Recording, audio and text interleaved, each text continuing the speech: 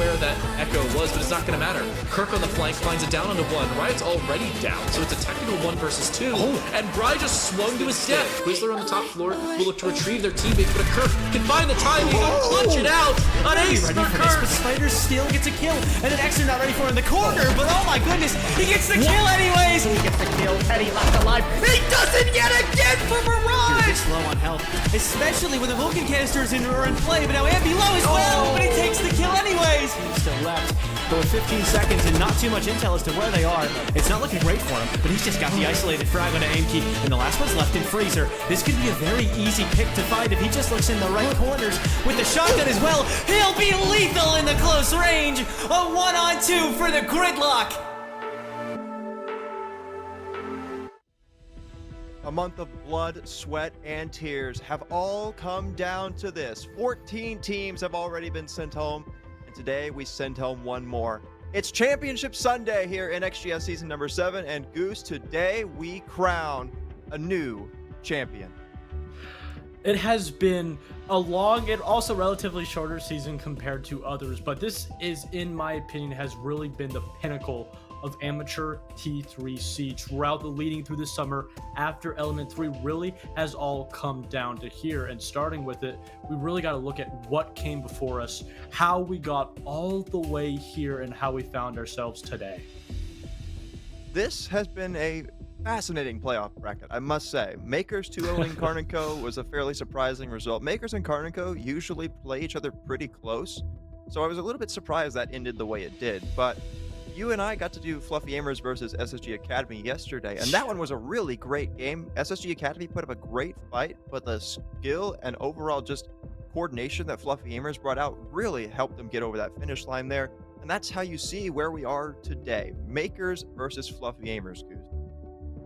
Yeah, it was a very hard-fought battle, and just like Makers had how they had their ramp up into Element 3, Fluffy AIMERS in a way, especially after their performance in Wildcard Restart, have really just all the cards in their favor, everything going absolutely right for them.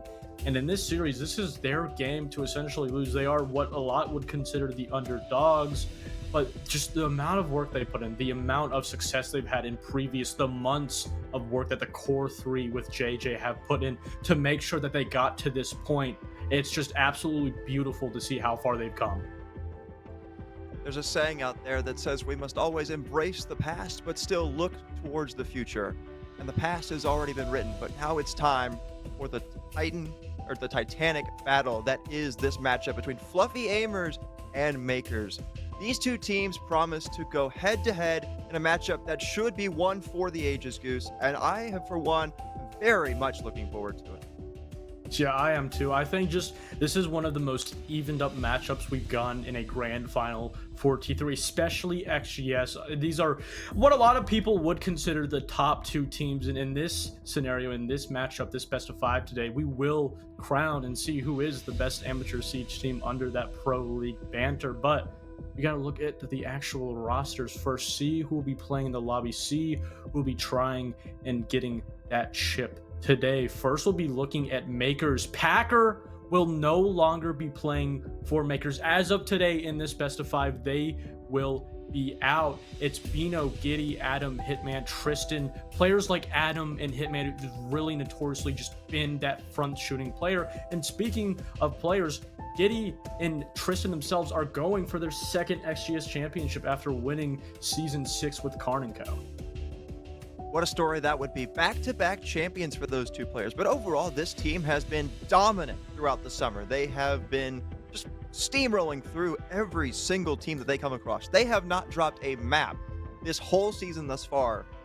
And quite frankly, I have not seen anybody up to this point that has been able to compete with them inside of this season. I thought it would be Karnico, like I said earlier. I was wrong. Forma Battalion without Exige yesterday just kind of looked lifeless, so they've kind of had a breeze to get to this point thus far. And one player in particular, Adam, has actually been standing out far above the rest, Goose, and he is really proving why he is one of the most valuable players on a team this season.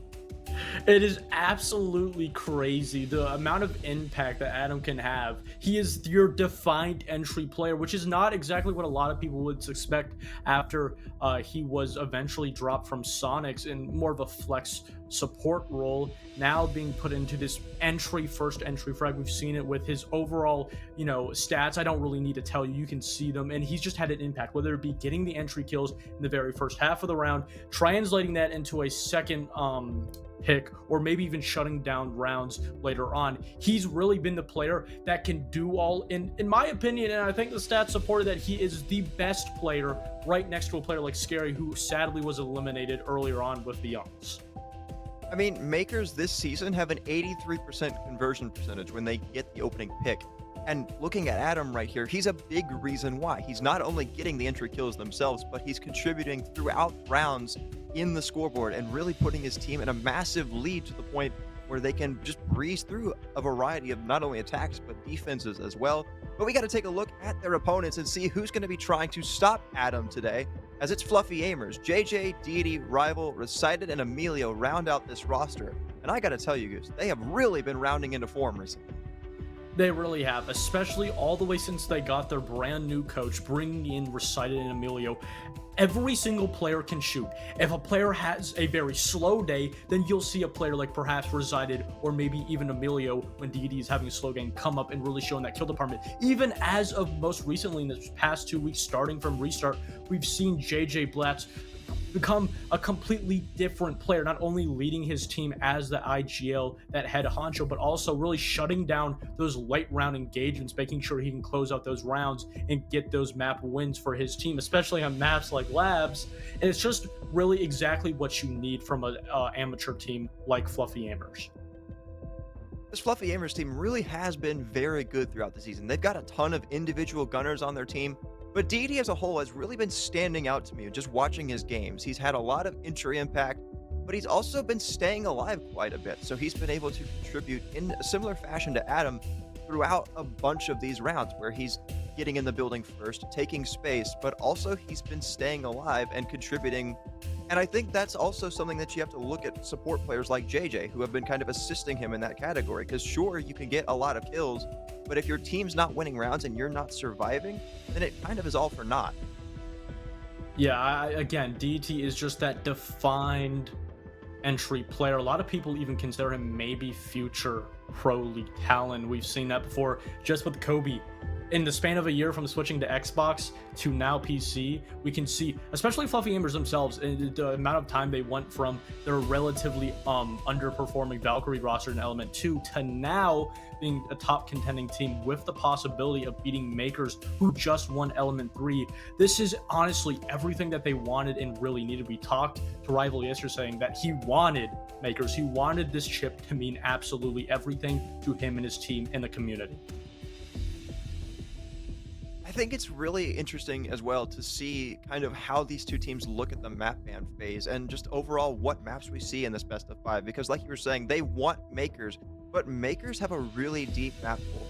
Consulate has been a map that they have been very thorough on throughout the summer. They've had a lot of great results on here. In fact, the only time they've lost it this entire summer was in the wildcard restart. So they've very much been consistent. But looking at their worst map too, they're 3-3 on it, so they have a 50% win rate. Their worst map, they still have a respectable win rate on. So I think that's something that you have to be very worried about if you're Fluffy AIMERS. But Fluffy AIMERS as well, they have a really strong map, particularly Nighthaven, Goose. If you're an opponent of Fluffy AIMERS, especially recently, you really have to be careful if you take them to Nighthaven. It's just one of those maps, especially where simply JJ just loves it. I'm pretty sure ever since Wildcard Restart, every time JJ, including in the group stage when they played it once of XGS, he's gone positive every single game. It's a map that he knows so well, that he's developed his team around, and it's essentially the map that they're known for, the map that they've had that most success. So if that's able to get through the ban phase, in my eyes, that will be almost 100% win. But on the other side, it's going to give chance for MKERS to do all the homework, be prepared to take a team like Fluffy AIMERS to this map. And again, the reason that Fluffy Amers, in my opinion, is the underdog is because in the past, Makers have just looked completely unstoppable. All of their statistics look completely unbeatable almost. And it's a situation where, aside from Bank, the worst map for Makers is going to be just like Chalet, which they've permabanned. I think it's going to be really fascinating to see things because both these teams hate Layer as well. But we've got to actually walk through the bans here and just see where we're going to be starting things out on. There's Chalet first with the permaban, and that means that we will have Fluffy Hammer's best map of Nighthaven Labs up as well. But Consulate still making it through that second round of bans as well is fascinating because it means that both these teams get their best maps guaranteed in the first three. We start on another map that's really good for Makers at Clubhouse. They've had a lot of good results on that in the past, but I think it's going to be really fascinating to see after that second map what the series scoreline is because of the fact that if Fluffy Amers are not showing up on Nighthaven as they have been consistently, which is kind of contradictory, but still, nonetheless, if they don't show up on Nighthaven Labs, you're giving Makers an opportunity here in the first three maps to pick up 2 on maps that they're very comfortable on. So that Nighthaven map is going to be crucial for Fluffy Amers.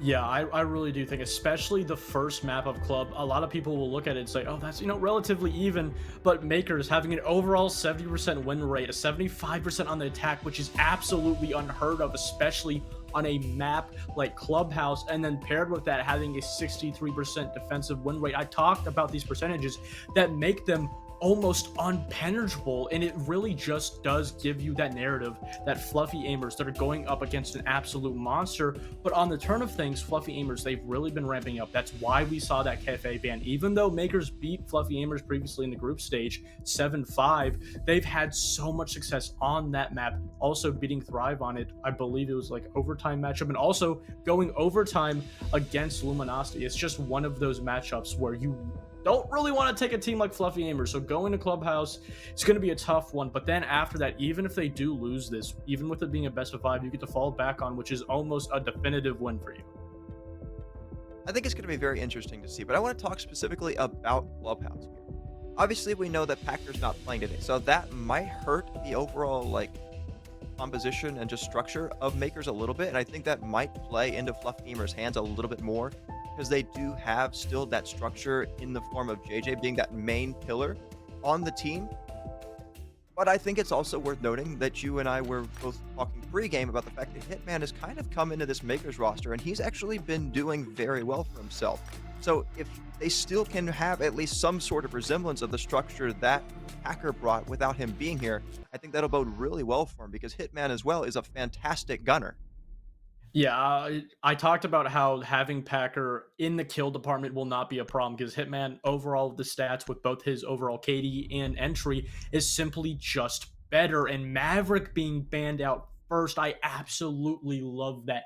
That takes away so much fluidity in getting those hatches open specifically, and then also in turn also helping with getting those walls, and then right back Maker's answer with getting rid of that Monty, which not only has been a favorite for Fluffy Amers and Makers, but especially on a map they have a little bit more difficulty attacking it without having that Monty on the board. And then also going to be banning that Tuberau, so that Maverick ban's not going to hurt them as much. But we can already see on the very first map that these teams fully understand the play style of each other. That Clash ban in particular is really interesting. I feel like there's definitely potential for Makers, or really both teams in particular, to go for some sort of rushes. We saw that a lot with Fluffy Amers yesterday on the third map against SSGA on Skyscraper, where they really were aggressive on their attacks and tried to rush SSGA a lot. So I'm a little bit interested as to why they... Actually, I guess it makes sense that they banned out the Clash, because that'll be an obstacle that'll not be there, that they'll be able to just go around and rush a little bit easier. So maybe we see that when Fluffy Amers get on the attack. But even then, that is going to be one of your main site pillars gone. I am interested to see, however, how that impacts the defensive lineup, because you still got main operators like a Zombie up, which you see Recited bring out in round number 1, but you've also got Valkyrie and Cade still up, which I think will make defense that much more potent for both these teams. Yeah, again, just making sure that you take those operators off of the board that just hinder teams from playing aggressive on the attack. And that's exactly how makers like to play it, but they don't do that very unorthodox attack that or rush and aggressiveness that doesn't really have, any structure behind it. They have everything set up. They make sure they get that map control. They make sure that they have a great idea of the positions of the defenders on site and make sure every time they get aggressive, it's on purpose and with presence behind it. Well, starting things out inside of Arsenal here for Fluffy Aimers, a pretty heavy roam presence coming out initially. You've got Rival and Deity up on the main floor, and maybe even somebody on the top floor. I believe I saw for a moment there. It might have been JJ lurking up above, but nonetheless, still, it's going to be a problem that makers will have to deal with here initially. They have some sort of intel on the fact that Deity's up there, and I believe as well Rival now, so that Dokkaebi is going to be very potent for dealing with some of these roamers from Fluffy Aimers. Giddy looking to take the opening engagement here. Has some shots peppered in going against him, but no damage done, so he'll just continue to sit here and hold this cutoff angle and keep Fluffy Aimers from freely moving around the map. This is exactly what Fluffy Aimers love to do. They like to meet these entry players, make sure that they meet every entry point that makers and their opponents try to access as early as possible. Make sure that they don't get any control around the map for free and they have to work for every single bit of pixel that they want to take. Adam also above, potentially looking to set up a crossfire onto these roamers over by Stock and Bar, but as of now, they don't have a whole lot of info to work off of. Where is Deity repositioned to? That's going to be the big question here. Giddy's been allowed to take some initial space, and there's also, like you mentioned, Adam upstairs on the construction hatch to go for a potential cutoff. Hitman will get the opener on Rival, but Deity's there for a quick trade. Giddy as well, perfectly positioned to trade his teammate once again. So makers continue to hold on here with the man advantage, and now they've got some control for their own. Emilio, interestingly enough, however, is still on the top floor lurking, and Recited as well over inside of Freezer means that JJ is the only one on the site here. The basement is very soft for makers if they choose to go for an execute here. That's a great opening pick, but you also have to worry about Recited on this top floor. It does look like they understand that there's some presence from a defender up here, but it's actually Emilio to get the answer back. So even more time wasting. And on top of that, they still haven't been able to work this vertical, start to get these hatches open as Giddy gets another.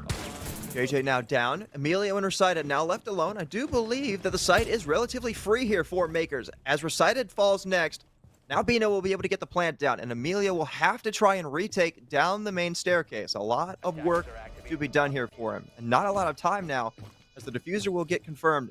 Time now working against him. He might be able to get a freebie onto Bino here if he's not paying attention and he's allowed to walk in here at the bottom of main. With the long lines of sight that makers are holding here, and the utility going in against Emilio, he's got a lot of work to do, and he's kind of just been isolated and trapped here. He's very scared of the potential fact that somebody's inside of Moto, but nobody will be peeking his head against him yet. A little bit of damage coming in. Now down to just 5 HP, a lot still to do, and Giddy will end out that round. Maker start out our grand final with a really nice attack. Makers did a great job of making sure that they were able to set up their positions around the map wherever Fluffy Aimers were not playing, essentially allowing them to completely cut off that roam, shut down those players and isolate them into singular gunfights like we saw Hitman do on his first entry pick.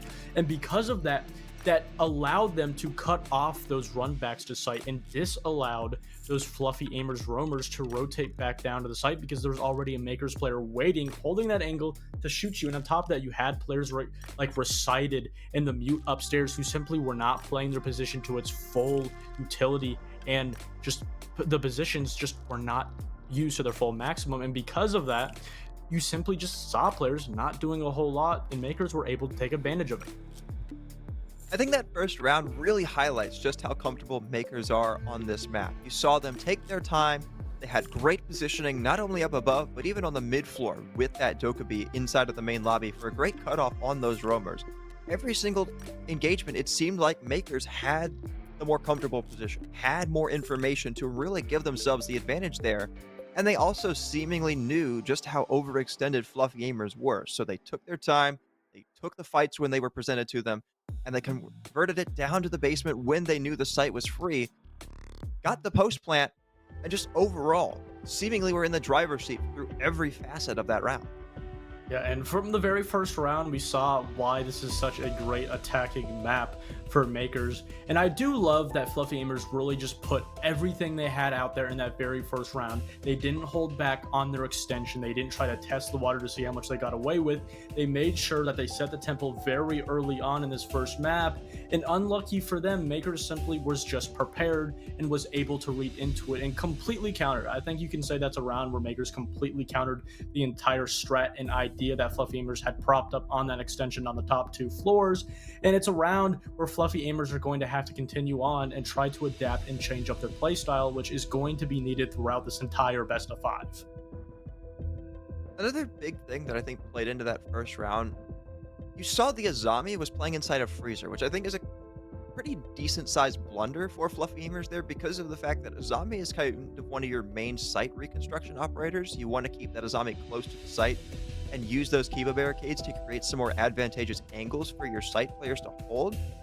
And not only that, you kind of need to pair that with the fact that you needed more members on the site as a whole. So if you like had the Azami herself on the site and maybe one more player, I think that really would have helped the overall Fluffy Aimers defense there. They would have been able to hold on for a little bit longer and not have to worry as much about trying to go for those flanks on the top floor, which didn't really work for them.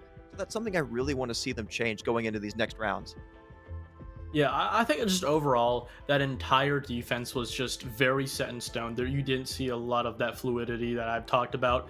There just really wasn't any reaction until players started dying. And when you have especially such a hard and potent extension like that on a map like Clubhouse, you need those defenders, you need those roamers rotating around, changing their positions constantly, always making Makers second guess themselves, continue to put up more and more drones so they can get constant new intel, and we're just simply not seeing that.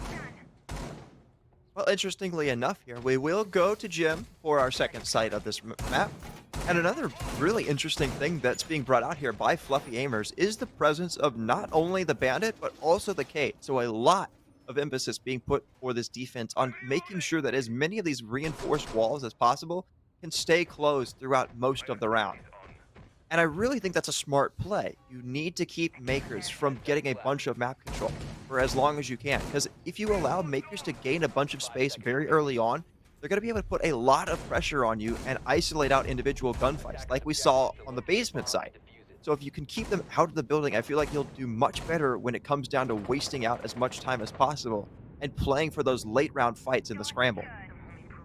Yeah, and that's kind of the idea between or behind rather just banning that clash out, simply not having that secondary backline support on the site to just slow down those aggressive players. But speaking of aggressive, Adam is getting aggressive early on, as there's absolutely no presence inside of Raptors or Garage whatsoever. And with that default cam down, Adam's essentially allowed to take this space, wait here, and just potentially allow a Fluffy Aimers player to try and retake the space, which they're not going to even entertain. So it's going to be Makers who are going to need to make the very first move, clearing this CC wall first.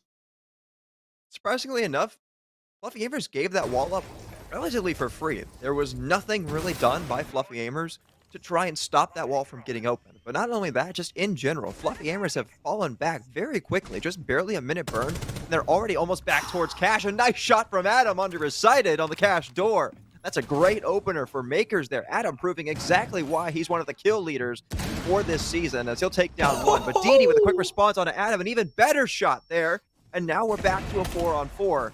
Fluffy Aimers look to start falling back here.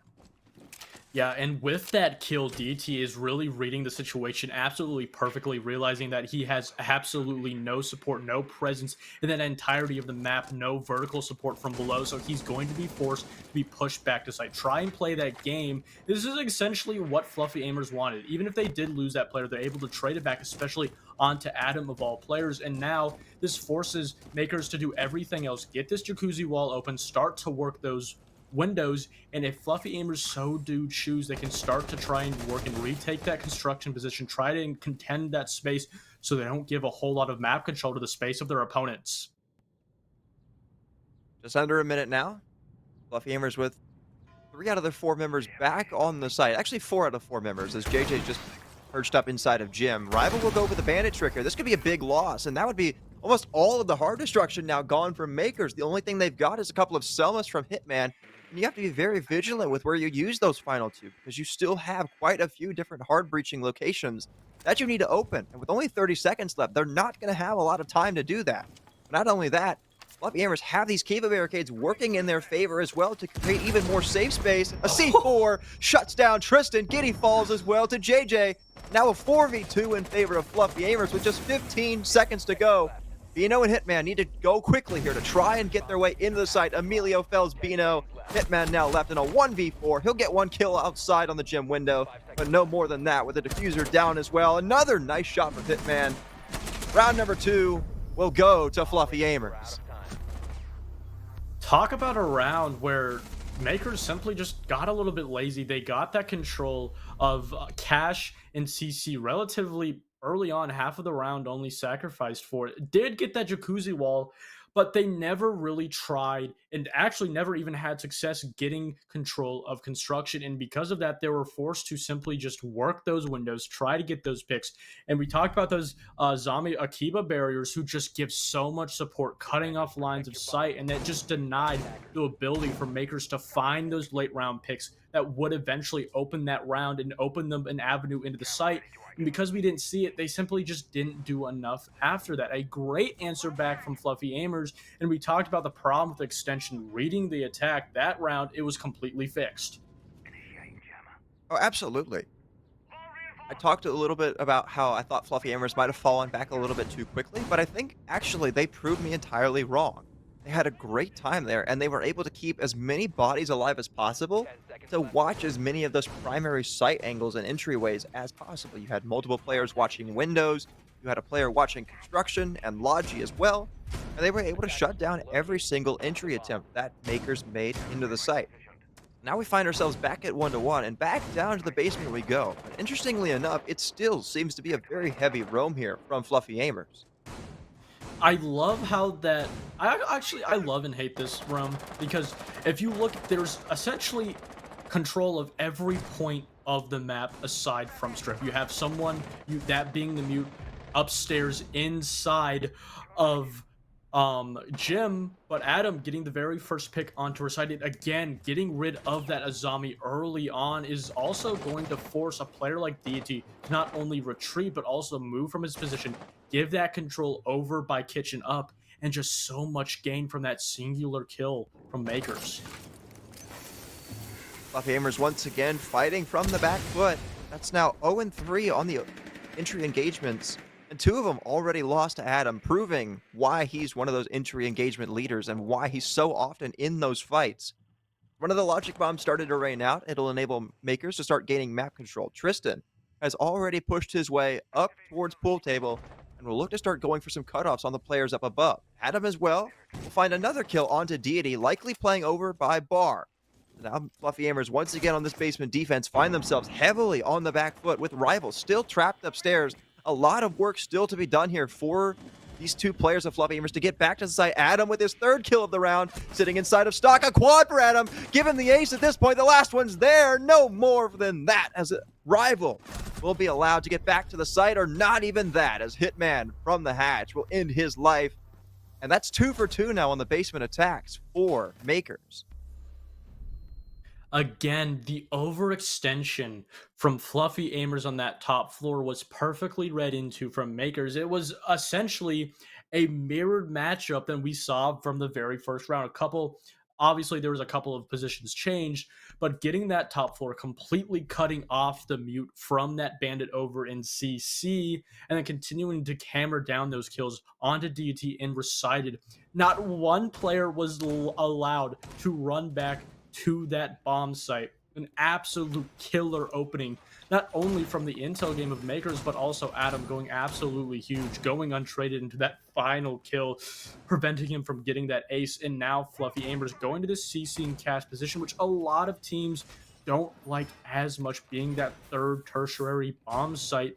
And now it's going to be somewhat of an answer to that basement, which they've had absolutely no success on.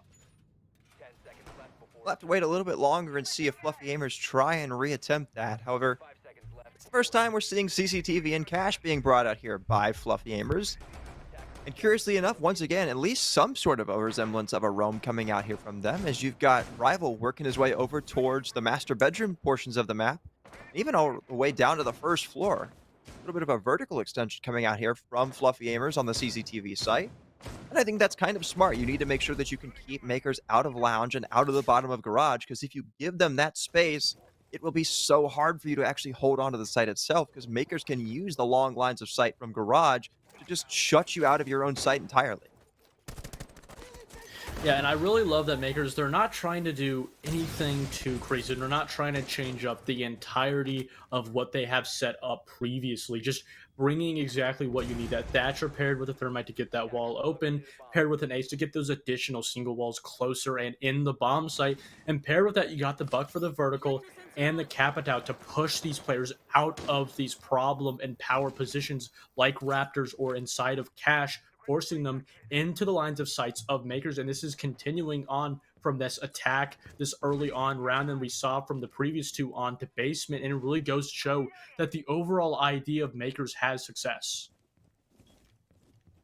Well, so far, it's the best early round we've seen from Fluffy Aimers to this point, as nobody from their team has died yet or fed picks to Adam. But JJ looking to get aggressive out on the platform breach. Might spot a player outside of Garage and does. Hitman now dead. That's the ace off the board and a great opener from Fluffy Aimers here. A little bit of that pressure now relieved, and it will give Fluffy Aimers a little bit of more breathing room as they try to hold on to Raptors for just that little bit longer. I believe that's going to be recited in that spot. It'll be the crucial point as we enter the later portions of this round of keeping Makers out of the building. Yeah, that's an absolutely huge pick, and also it's gone untraded. You haven't gotten a whole lot of map control. The problem, though, is DT is essentially all alone cut off, and with that opening from Adam, that gives access to apply more pressure onto DT, but he's going to opt to fall back down and go for the flank. JJ still being relatively aggressive here at the bottom of Red Stairs. Not exactly sure what you're doing there when you're still in a 4-on-4 with just under 50 seconds rather to go. A player looks to walk up red here. Deity now felled by Tristan, and Makers once again with the man advantage here as they look to start going for the execute. Bino outside with the diffuser on the platform rappel will need to work his way into the building at some point to give Makers the opportunity to get the plant down. Adam at the bottom of Red Stairs as well will have a lot of impact in this round. As the EMP start to rain in, Bino will lead some damage, and the looks like as though Adam might start to walk up red. JJ with a second kill, however, to get us back to a 3v3 with 15 seconds to go. Makers, you need to go here and get yourself into the site. Adam still going huge for his team. Picks up another kill as he walks up red, and now full cash control. But JJ with 2 huge downs, and now it's all left up to Giddy in a clutch situation. Quad kill for JJ in the round, and Emilio ends it out. Fluffy Aimers with a masterful hold in the late round, thanks mostly to their captain. JJ Blast is one of the best backline defending players that we've seen in the entire game. And you're probably wondering, what is a backline defending player? That is a player who is essentially what a lot of people will realize and, identify with, that being of an anchor who sits in the site and is that last line of defense, especially like we just saw in the last round. If you lose those players early on in the extension off of site, you're going to have a player most likely with a lot of utility behind it, that being the Warden on JJ, who can really shut down those entry points right into the map, that can really just completely circumvent those flashbangs that are meant to clear out his position. And it has been perfectly crafted. You don't see JJ on the Warden roaming off of site in the other position. Every time he's playing Warden, it's either really close or right on site. That is specifically what his job is, and we can now see it with him switching back to Cade and Deity residing in that extended position in that entry frag player position. Things seeming relatively similar here for Fluffy Aimers compared to when we went to gym the last time. I'm really interested to see on how quickly they decide to fall back once again. Last time we were here, they fell back about a minute into the round and just gave up a lot of this CCTV and garage space to Makers. It ended up working out pretty well for them in the end, mostly thanks to the fact that they kept their bodies alive on the site. And I'd have to think that will be the case once again here. Fluffy Aimers look to stick around here for maybe a little bit longer this time, as they've got the Cade in position to maybe deal with some of Bino and Hitman's hard breaching charges, like those exothermics and some of those Selmas. 40 seconds in now, and Makers are really stacking up on this platform while they clearly want to use this as a main ingress point. Yeah, they've also read that JJ is trying to trick this wall with the K. That's why they're applying pressure onto that highway. While with those two EMPs, there's absolutely no chance that he's going to be able to K trick it, but he's long been gone. Also, reading into that position from Makers, and curiously, no one playing behind that red shield. It's going to be the Warden Deity who's going to be meeting Makers in that front forward position as Hitman looks to take some control over by Raptors. Not Adam this time, but like you said, Hitman going to walk his way forward here and take an engagement towards a player inside of Cash. A little bit of shots heading down range, but no kills coming for him just yet. And so far, Fluffy AIMERS have done a pretty good job of timing their fallback. Now everybody back over towards construction about halfway through the round, and they've kept all 5 bodies alive. This is a great start for them. They've burned through a lot of Maker's utility as well. Only 1 EMP left, 1 exothermic, and a couple of Selmas still left. The only bad news is still have the full utility of the Capital ready and waiting as we get towards this late round and try to facilitate and execute. Yeah, almost an unlucky death, but Deity eventually able to get that. But look, here's JJ on the flank looking to potentially shut down this push. But Makers, they may not be aware of it, but he's going to just simply fall back, apply a little bit more of that phantom pressure, and give his team just a little bit more time. And on top of that, Jacuzzi wall also has not been opened. A lot of work still to be done. The Bandit battery misses. No, that's a huge misplay of utility. The C4 goes out as well. Emilio dies, but Bino eats a little bit of damage back in the process. Adam going big yet again. Recited now off the board, but a nice shot from JJ as he climbs back up the staircase. And a C4 from JJ. Now Rival getting in. Deity as well, and it's all left up to Hitman in a 1v1 against Rival with JJ down in the middle of sight. Does he know where the ace is? He's got the yellow pings, but he doesn't have the right read, and Hitman wins out that round. Makers back on top. Wow, talk about a gunfight that's going to absolutely haunt you for Rival on the Bandit. But also on the other side, a great opening from Adam, who continues to shine and also continues to get those 2 opening picks untraded until eventually he is dealt with, whether it be after the 3rd. But just a great round where you can see that there wasn't a lot of opening. There wasn't a lot of opportunity for Makers in that late round, but you had players like Hitman, you had players like Adam who simply over-pushed their position, put themselves into the lines of fire, and made sure that they got those opening picks to clear that space, find an avenue into the bomb site, and on top of that, having a little bit of a weaker site with JJ doing a poorly timed flank that he never fully committed to. Just a lot of misplays and missed decisions from Fluffy AIMERS in that round gave an absolute opening to Makers. You okay there, my friend? Yeah. Anyways, I think you're definitely right though.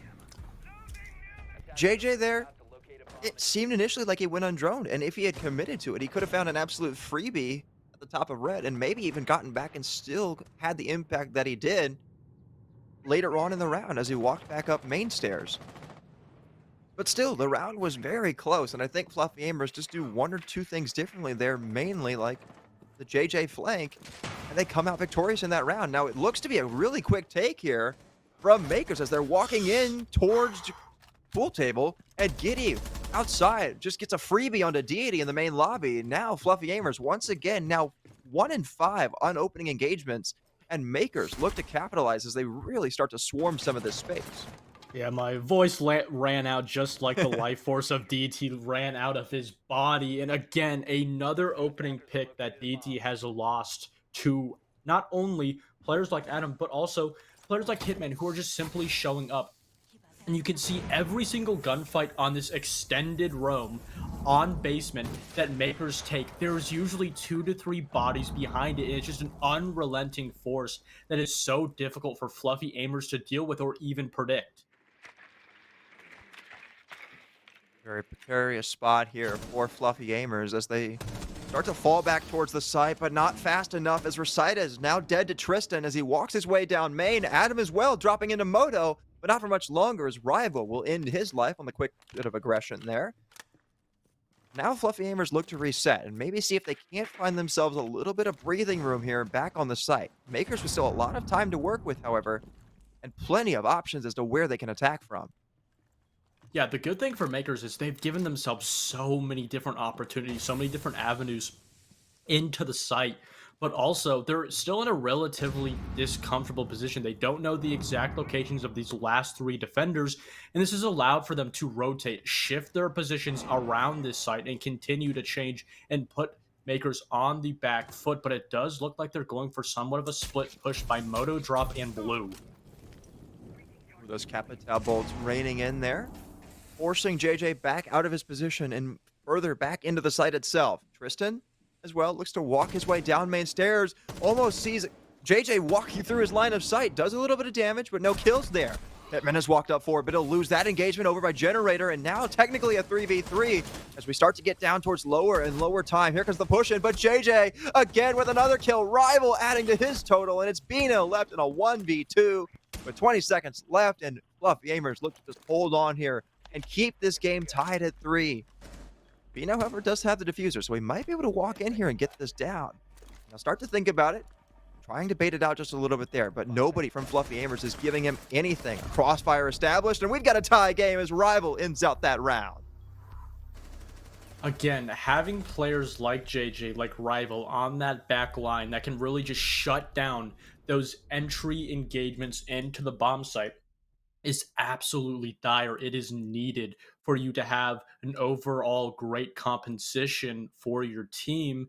And that's why we see time and time after again in these late executions where Fluffy Aimers are in that man deficit, whether it be a 3v5, a 2v4, they're able to play the man count, play next to each other, really read these last couple of positions of these attackers and put them into isolated positions. But also on top of that, we saw a lot of these last couple of Maker attackers put themselves in isolated positions that they didn't really need to do, just overstepping, not getting the exact timing of that last push onto the bomb site quite well. And because of it, you had players like JJ in positions ready to punish them. And those are mistakes that you cannot let happen to a team against Fluffy Aimers that are going to be more than ready to punish it. Now Fluffy Aimers go on the attack, something that they haven't been quite as potent on, like we were looking at in the pregame. Under a 50% attacking win percentage. So this half is going to be very key for them if they want to have a chance at winning out map number 1. They're going to have to kind of buck the trend that they've set up for themselves and win a lot of these attacks.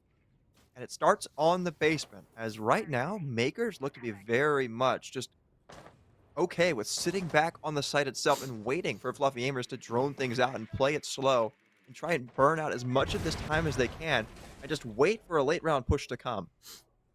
Oh, this is notoriously, especially on this basement bomb site, how Makers have loved to play the defense on Clubhouse, just bringing that plethora of defending utility. So you have to attack the site, you have to deal with those zombie barricades, the Jaegers, the smoke, and that warden. So every single time you try to enter the bomb site, you're going to be fighting not only 2 to 3 players, but also the utility right behind them. It just makes it so difficult, not only to actually get into the bomb site, but also to attack these extended sites right outside of the bomb site, like main stairs, like Blue, with that Azami being paired with Tristan playing. And it's just such a difficult position that it's just really hard for Fluffy Aimers to even get a grasp on how they really want to handle it.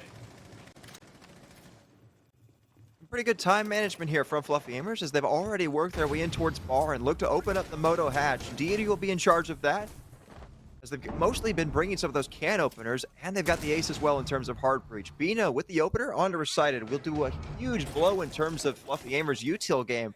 That's the Flores off the board first, meaning that you really can't deal with those Kiba barricades anymore. Not only that, there's a couple shields that you have to worry about, so a lot going to be lost there by losing Recited first. Not a great start for him in this game, but Rival trades things back now onto Giddy. Rival with 2 kills now, as he looks to work his way in towards the site. Another one for JJ, and everything turning back around in favor of Fluffy Aimers here as JJ looks to get the plant down as well. Another kill at the bottom of main stairs. Emilio on the board in this round, and now it's all left up to Bino. Deity ends that one out, and Fluffy Aimers just flood the site and flood their way into another round win. I don't think we really talked about this in the pre-show. We talked about the teams. We never really spoken about who we thought were going to win. And in my opinion, I think this is Fluffy AIMERS' game to win. I think they have everything they need.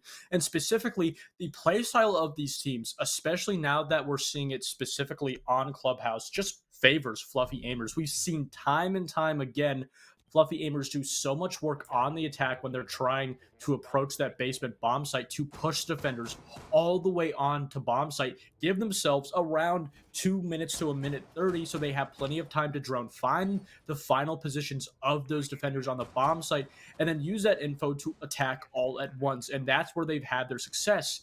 MKERS, on the other hand, they just removed the entire problem of pushing them into the site. They just gave all that top 2 floor map control to Fluffy AIMERS, and in sense, essentially played the game that has given Fluffy AIMERS so much success attacking on this map. And I think it was a little bit of a misread, maybe a misplay. And I do think, especially now seeing this extension from Giddy upstairs with Mute, we're going to see a complete change of pace for MKERS to give them a little bit more difficulties to push back on that pressure in that early round.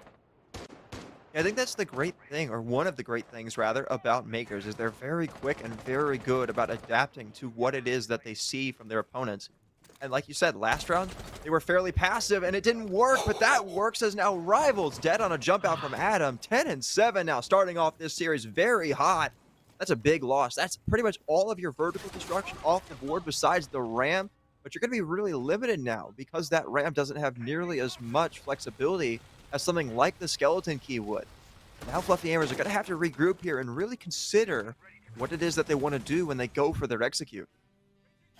Yeah, the problem with that, if you saw that run out from Adam, he was supported by an additional teammate on those blue stairs. And even if he did lose his life, he was going to have a teammate that was going to be there ready to trade him back. But also on top of that, it looks like that for now, Giddy has gone completely undroned. They have no semblance of his presence over in Gym, and he could use this position to his max capability. But also, Fluffy AIMERS, they could completely just circumvent.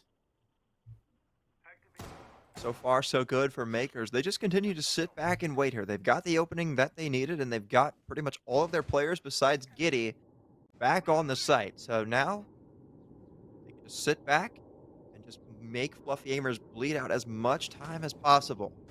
Fluffy AIMERS are very much bleeding through that time right now. A lot of them are just on drones, still sitting outside the building, and they're also just very isolated.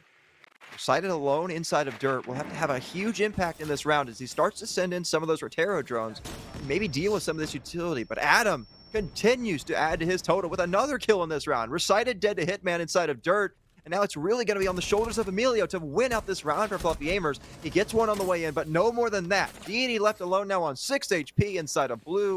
We'll have a lot of work yet to do.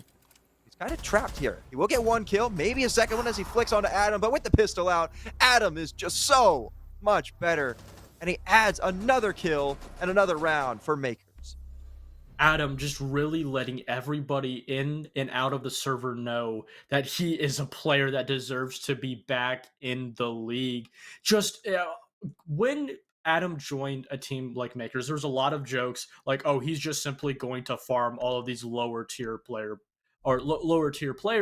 And in a sense, I don't exactly like to use that phrase to explain what we're seeing, but the individual IQ and just overall game sense from a player like Adam is something you simply cannot beat out as a team. You just have to make sure you isolate him, find where he's playing early on in the round, and make sure you deal with him early before you have to deal with him in the execution. That time around, not only was he able to have success in that entry pick, but also immediately running back down to site, realizing that he was going to be able to give a lot more success to his team in that late round and continuing to try and play that aggressive roam position and give potentially another pick to the way of Fluffy AIMERS. We talked about that adaptation, and that was the definition of a perfect adaptation from MKERS against Fluffy AIMERS. Ooh, so far, so good. We got a good one brewing here, Goose. 4-4 now as we enter round number 9, and we go to Gym for the first time for MKERS. So far, it seems to be a relatively similar strategy from what we saw in the first half from Fluffy AIMERS when they were the ones on the defense. They're holding a pretty aggressive position over inside of Cash and at the top of red stairs. They've got that wall denial as well. But another big thing, they've got a lot more information. They've got something like the Legion to give intel over to the team. They've got some barbed wire, and they've got a lot of denial in the form of the mute as well. While sure you are vacating the Cade, I don't think that's necessarily a huge loss because you still have the potential to trade out and trick the Jacuzzi wall. But initially, Fluffy Aimers are taking some pretty good space here. They've already worked their way into the platform breach and garage as well to start vying for some of this map control like CCTV and cache. Deity just running up. They have relayed the information that this cache position is cleared, but they may not be aware of Adam, who's continuing to make his presence useful. But for now, he's just going to toy with the idea, play back, wait for Fluffy Aimers to then further extend into that construction position.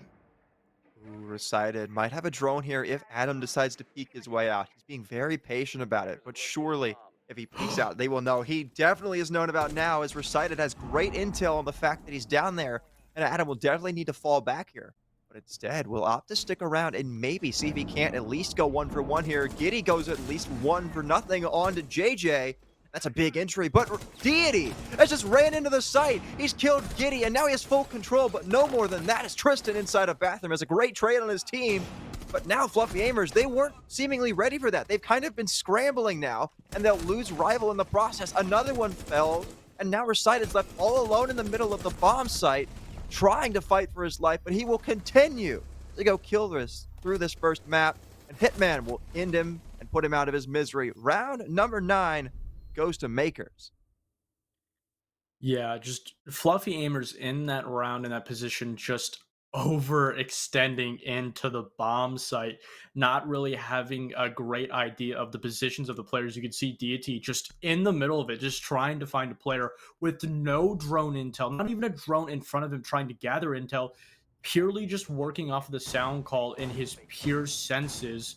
And he was eventually able to find one, but then that warden inside of the actual shower got rid of him early on, and then they never were able to know his position, prone in the exact same shower. And it was just one of those situations where Fluffy Aimers, they felt that a lot of that pressure from that initial kill from Giddy. Then paired with the flank from Adam from behind, they understood that they needed to make a move quickly, but they simply didn't have intel. They didn't have the support to work off of, and they were kind of essentially grasping at straws that round. Cruz, I'm not sure if we covered it or not, but with it being 5-4 right now, this definitely has the potential to go to OT. And worth noting for this grand final, all maps will have infinite OT. Tristan's looking to keep us from going there in this first map, at least, as he's going for an aggressive spawn peek out towards the main gate. No damage done, no kills or anything like that, as he was just hunting ghosts at that point. But still, it shows that MKERS in this round are once again looking to get in the face of Fluffy Aimers and challenge them for so much of this map control. Adam in particular, lurking over by Strip Club, will be another one of those players trying to facilitate that, as they are just miles away from the site and potentially in spots that Fluffy Aimers just might not be ready for. Yeah, a relatively slow start for Fluffy Aimers as they just try and test the water, find the quick points in a huge concussion mine from Rival to get that wall open. And now this applies even more pressure to Giddy. And on top of that, you still have another concussion mine. You still have those impact grenades from the Zofia charge and a Capital. You have all the utility needed to try and clear this player out. And on top of it, a plethora of time. Emilio trying to challenge here on Raptors. Will deal with one of those Kiva barricades, but not do any damage just yet. Giddy with the opener onto Emilio. That's a big loss there for Fluffy Aimers, but he'll vault down from the heavens right into the crossfires of Deity. So a quick equalizer, and now the advantage here for Fluffy Aimers as Recited finally gets on the board by taking out Hitman. And as well, Adam, with just such low HP, Fluffy Aimers have turned this round right around on its head and put themselves in a great spot with just about half of the time remaining to actually close this one out. They as well have gotten Raptors control for their own. They look to potentially work their way in here for a plant. Couple players back deep inside of Cash, however, that are looking to try and stop this. As we get down to the later portions of the round, Bino will be a big factor here with those 2 toxic babes remaining. I have to think that where he's positioned, he'll be in a great spot to try and use them. as the time starts to tick lower and lower here. Fluffy Aimers are in danger of stalling out, and they will start to do that as Rival and DD both fall now. Man advantage back in favor of MKERS here, thanks to a huge effort by Tristan inside of Cash. Now Bino as well, another one dead to a Toxic Babe, and Tristan still adding to his tally. And MKERS get match point in map 1. Tristan and Giddy going absolutely huge in that 2v4 last 30 seconds of the round. And again, as you said, in that later half, Fluffy Aimers simply were just stalling. They didn't have a great idea of where those last two defending players were on the bomb site, that being Cash and Red. Didn't even relatively have a great crossfire and hold on the bomb site itself. It's questionable because you got 2 picks. You pushed that Vigil back, which with a Boss G, he was going to have to take, in theory, a long-range gunfight. You had essentially all the cards in your favor, and you still had trouble finding an opening, finding an avenue into the bomb site. And because of that, and what in my opinion was an absolute failure of an execution, no cohesion, no direction from JJ whatsoever, they're going to take a timeout, going to take a breather, try and stop that momentum, those back-to-back rounds from MKERS, and try to find a solution to potentially send us into our very first overtime. I think it's fascinating to see because, when you have a player who's asleep at the wheel like Recited is right now, and he finally wakes up and gets on the board, you would think that that would kind of be enough to push Fluffy Aimers over the top there. But again, like you said, they stalled out. They just didn't have the control that they needed to actually go for a plan inside of CCTV. And it really just hurt them. They stalled out. They didn't really have any smokes or anything like that. And that enabled players like Hitman to get active, and Tristan as well, particularly, and really just lock Fluffy Aimers out of the sight there. It's a very concerning thing to see if you're Fluffy Aimers fan, because of the fact that that's not really something that we usually see from them. Usually they're very fluid and they're very aggressive, and they know exactly what it is that they want to do when they get into the building. That's been something consistently that we haven't seen from them through these first few attacks. Yeah, I also think a really big point is if you look at the overall KD and stat line of Fluffy Aimers, JJ, Emilio, Rival, DT, all being just essentially anchored players. But on the other side, you have Adam, absolutely huge, 15-7 in regulation, keep in mind, and you don't really have that standout player that can create these openings on the attack that we had MKERS with Adam in the rounds previously, and they're just simply lacking that component. And as of now, they don't really have anything to compensate for that, and that's why we're seeing these very poor executions onto the sites, because they don't have that player. They don't have that idea, that formula that can create these openings into the bomb site, and that's why they're struggling so much. Looking into round number 11 now. Adam up above on the top floor will be a big impact player for MKERS here. And he'll do some quick damage to Emilio, but no kills. A C4 burned as well to try and get his way back down towards the lower portions of the map and maybe a little closer to the site. Giddy as well up here will likely have to follow suit as he's been droned down and is going to look to start getting cleared out here by Fluffy Aimers. In particular, Rival taking a lot of early space towards the top portions of the map, but a C4 from Tristan locks Emilio out of this round, and now MKERS once again with a great opener. On top of that, that ace is going to be gone. You're not going to be able to get that church or blue wall open, giving even more confined in safety spots on that bomb site for those defenders. And on top of that, the trades can completely untraded. The good thing for Fluffy Aimers, though, is these top two floors rather have been completely cleared out. They're going to be able to start this vertical, get these hatches open, then deploy their secondary drones, try and find these positions. But again, that clock, that sixth man for the defense is starting to tick down in the favor of MKERS. It's definitely looking scary here for Fluffy Aimers. In danger of already going down 0-1 in this series. They have a lot of work still to do. And also a C4 prepped and ready against them inside of Kitchen. That's going to be very scary here as they try to go for this Kitchen execute. MKERS instead, however, are opting to fall back a little bit closer to the site. Bino is trying to blow this C4. He knows it could do a massive bit of damage to Fluffy Aimers in this round, but Adam is doing a ton of damage by killing JJ, and now it's a 5 versus 3, still in favor of the defense here. Map number 1 looks like it might be all but over here, as Rival and the rest of the remaining Fluffy AIMERS players have no idea on what it is that they can do here, as they are just sitting on these hatches and waiting for something to potentially go their way. Grenades raining in, incendiary bolts raining in, and Rival just bursts into the site, gets 2 kills, but it's all for naught, as Recited is left all alone inside of Arsenal. He does 1 kill, gets Bino off the board. Giddy Hover left inside of blue, clutches out the 1v1, and map number 1 goes the way of MKERS. MKERS continuing their consistency and hot streak of winning Clubhouse all the way on to our very first map of this best of 5, and that is absolutely an opening map, an opening statement from MKERS to Fluffy AIMERS, shutting them down in regulation. We're not going to get to see that infinite overtime just yet, but as we talked about in that map ban phase, this is a best of 5, and on top of this, we're going to what many consider Fluffy AIMERS' best map. So this isn't going to be the best. This isn't going to be the great win that MKERS need just yet.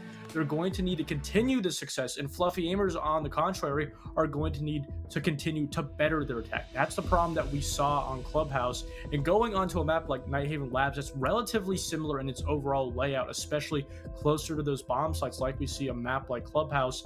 It's going to be those attacks that they really need to simply fix.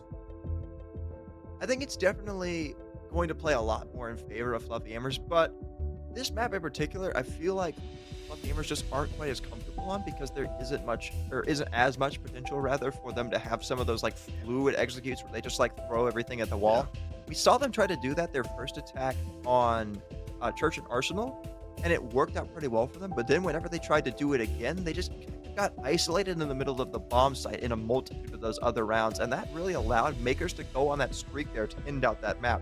They ended out that map with 4 rounds in a row, just locked Fluffy AIMERS out of the building and the map and the rounds, and we're going to have to see Fluffy AIMERS change that and really pick up that attacking confidence when we get into these later maps. Yeah, and again, we talked about, going into this next map, this entire map pool that we see here in theory should get us to a map 5, and in theory we should see Nighthaven Labs go in a very definitive way in regulation that we just saw MKERS on Clubhouse go to the way of Fluffy AIMERS. But if MKERS are able to not only steal the second map back to back, but what many consider the best map of Fluffy AIMERS, that's when you start to want to try and signal the warning sign. Absolutely. This next map will be very crucial for Fluffy AIMERS' chances in the series, but we got a break before that. We got to go and get things reset, but when we come back, map number 2 of the grand final of XGS Season 7.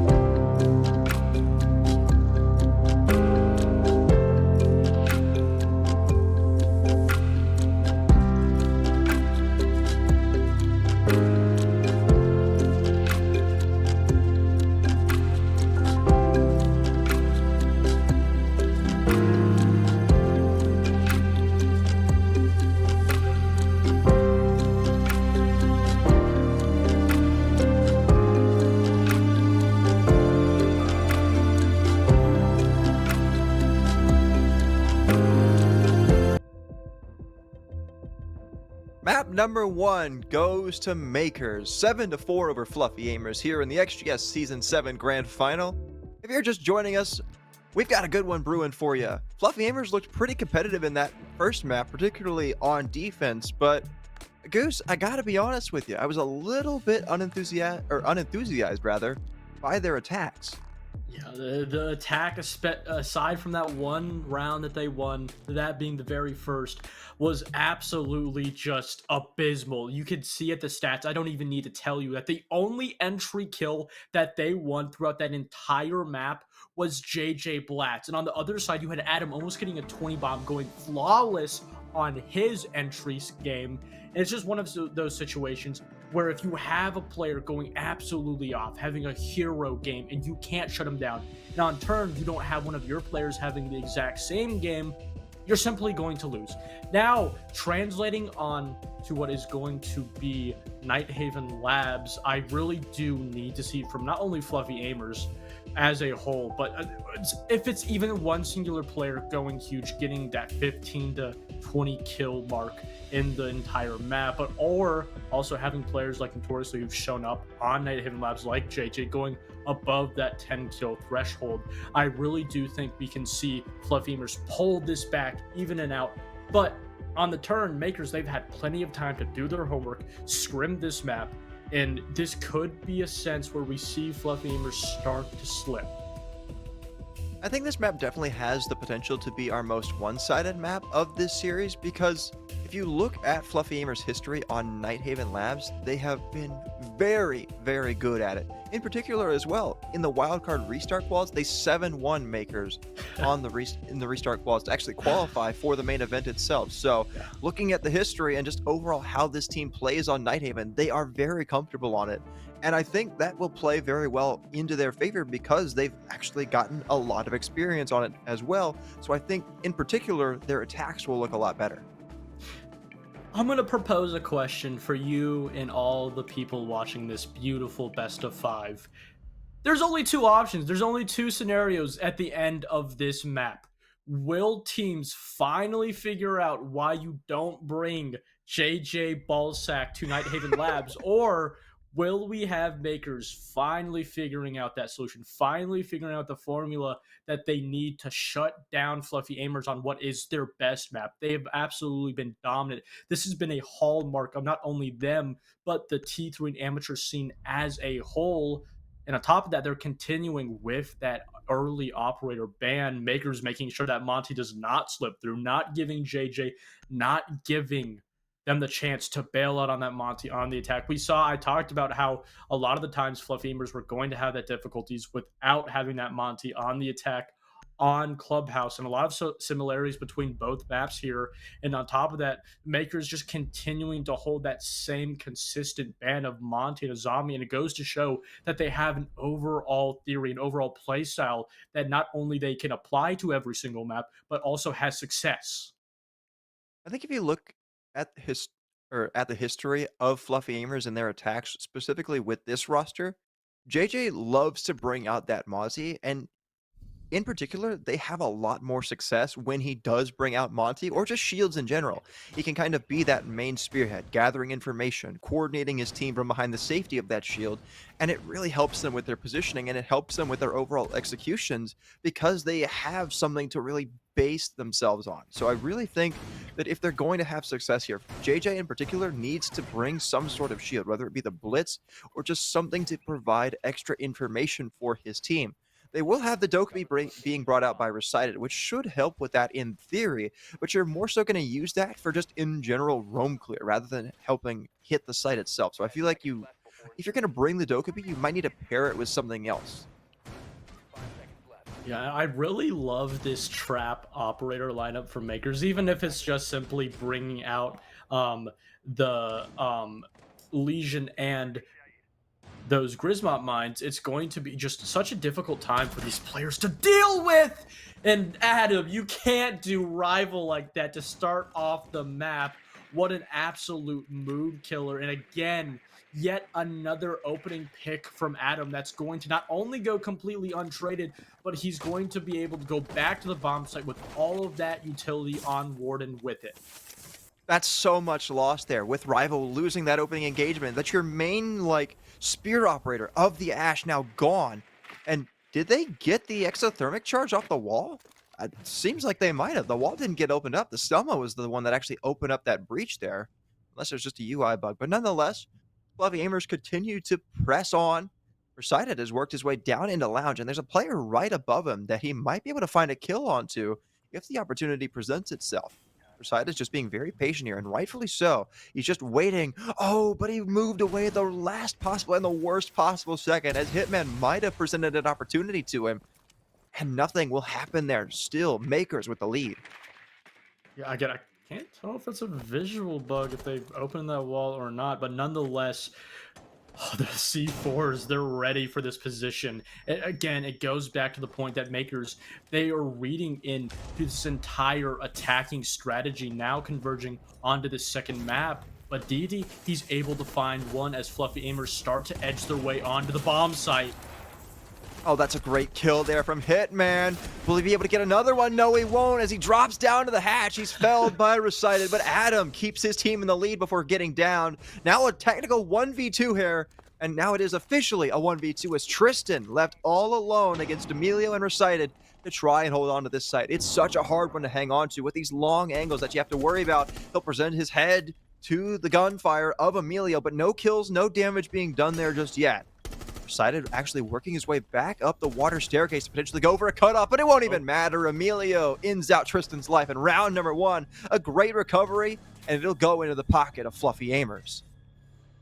A great opening round, and I was going to eventually talk about it. I didn't want to touch on it too much because I didn't want to try to take away, really harp on Fluffy Aimers. But I really love when players and teams bring that buck to apply that vertical, to apply that pressure from below the site, try to push those players out of those hardened positions.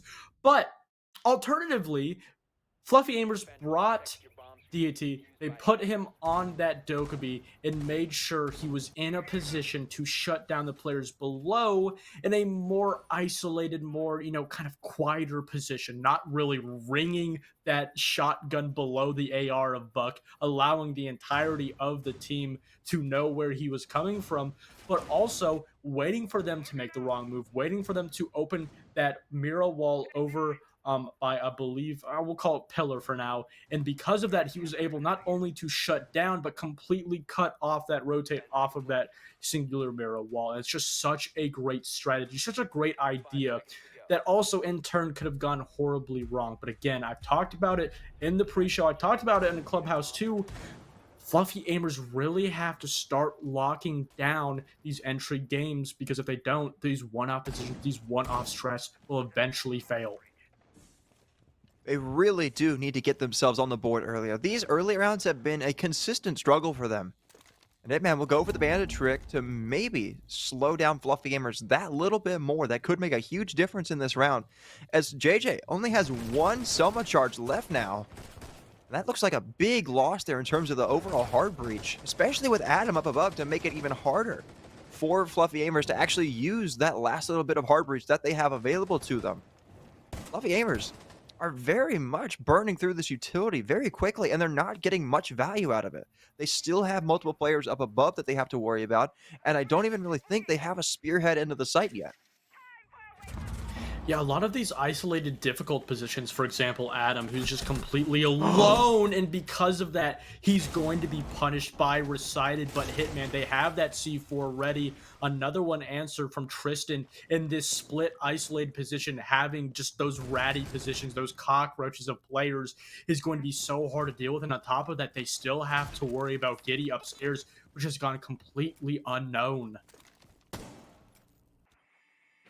The best start we see for Fluffy Aimers, and it immediately gets flipped on its head by MKERS. They find themselves thoroughly in the driver's seat of this round once again. As we get past the halfway point, Deity needs to convert himself down to this middle floor, but Giddy, he had no idea. Deity will lose his life because of it, and still there's this player on the top floor that they have to clear out. They have to try and reset here and take him out, otherwise they will just be doomed from the start as soon as they drop through these hatches.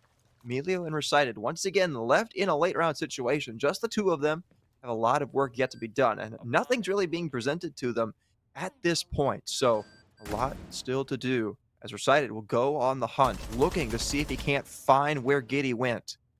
Instead, we'll have to actually go back here towards the middle floor as Giddy's still up above doing damage and getting a kill onto Emilio. Now Recited left all alone, and Hitman swings out from tank. Round number 2, a great response from MKERS. Yeah, again, it's just Fluffy AIMERS having a lot of confidence, even to a point where it was being too much confidence. This is a problem that I saw when I was VOD reviewing, taking notes on the team as a whole, is on attack, they will really just overestimate the value of their drone intel, the positions that they think they know, and just not really do enough. And we saw a lot of positions, specifically Giddy, also paired with Tristan in the C4 below. It's those positions where if you simply had gotten the drone a little bit further, if you'd taken just a couple of more seconds, put a little bit more due diligence into that early round, you may perhaps have not lost that 1 to 2 player. Especially, you should not be losing that gunfight. You should 100% know Giddy's in that position, but it's just a little bit, I wouldn't say laziness, but overconfidence in your intel game.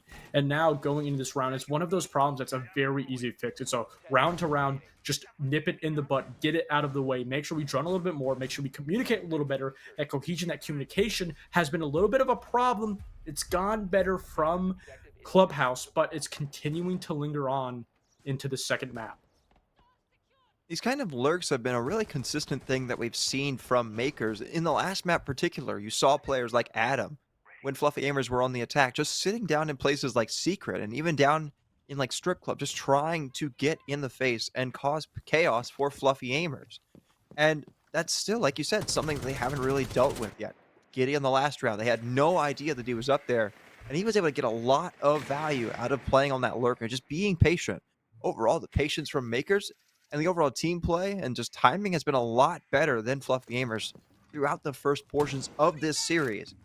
Now, Fluffy AIMERS look to turn their sights back towards the top floor, and they're going to actually take some space relatively quickly here as not only Rival, but JJ and other players are working their way quickly in towards Connector and establishing some sort of presence on the map.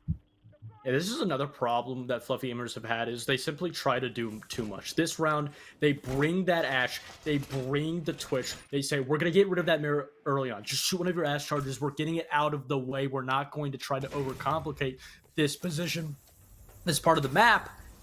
And because of it, they've had a little bit of a better early round, keeping those 5 players, eliminating the factor of a player like Adam continuing to have success, eliminating these positions and continuing to smush MKERS closer and closer, making them almost uncomfortable and claustrophobic on the bomb site. Yeah, but see, here's the really interesting thing. Giddy swinging up here, gets a freebie onto JJ, somehow is able to get away with it, at least momentarily, but Recited's there for a quick trade back. I was going to say that Adam's playing a completely different style, but it doesn't matter because Giddy's taking his place. DD with a quick answer back on a Hitman, but we're still staying relatively even. Bino going big in this round now picks up his second kill, and now Fluffy AIMERS find themselves trapped over by IT. They have to find some sort of value here or they'll get shut down on the entry. There's a player prone inside of Command. There's also a player inside of E-Box that are going to be an absolute nightmare to deal with. Another run-in and another kill fed to Bino, and Tristan ends out that round. Emilio now felled, and it's 2 in a row for MKERS. Again, it's the drone game, the overconfidence in what you think you know. And obviously, we can talk about, oh, they simply didn't drone enough. They had plenty of drones, didn't necessarily use them. And again, positions like Giddy and Bino, you should not let that be happening. The fact that that mute wasn't able to get 2 kills was actually just insane to me. Giddy just had a free 2-piece, but eventually just switching to his shotgun a little bit too early, and then allowing Bino on the flank, on the get back to completely shut them down. Again, it just really puts you in a position where we can assume that Fluffy AIMERS don't have a great idea of what MKERS are bringing to this defense. They don't understand the positioning. They don't understand what the entire game plan and the setup here in this defense for them is. And because of it, just like they did to SSG Academy the other night, they're going into this matchup a little bit blind. 10 seconds to insertion.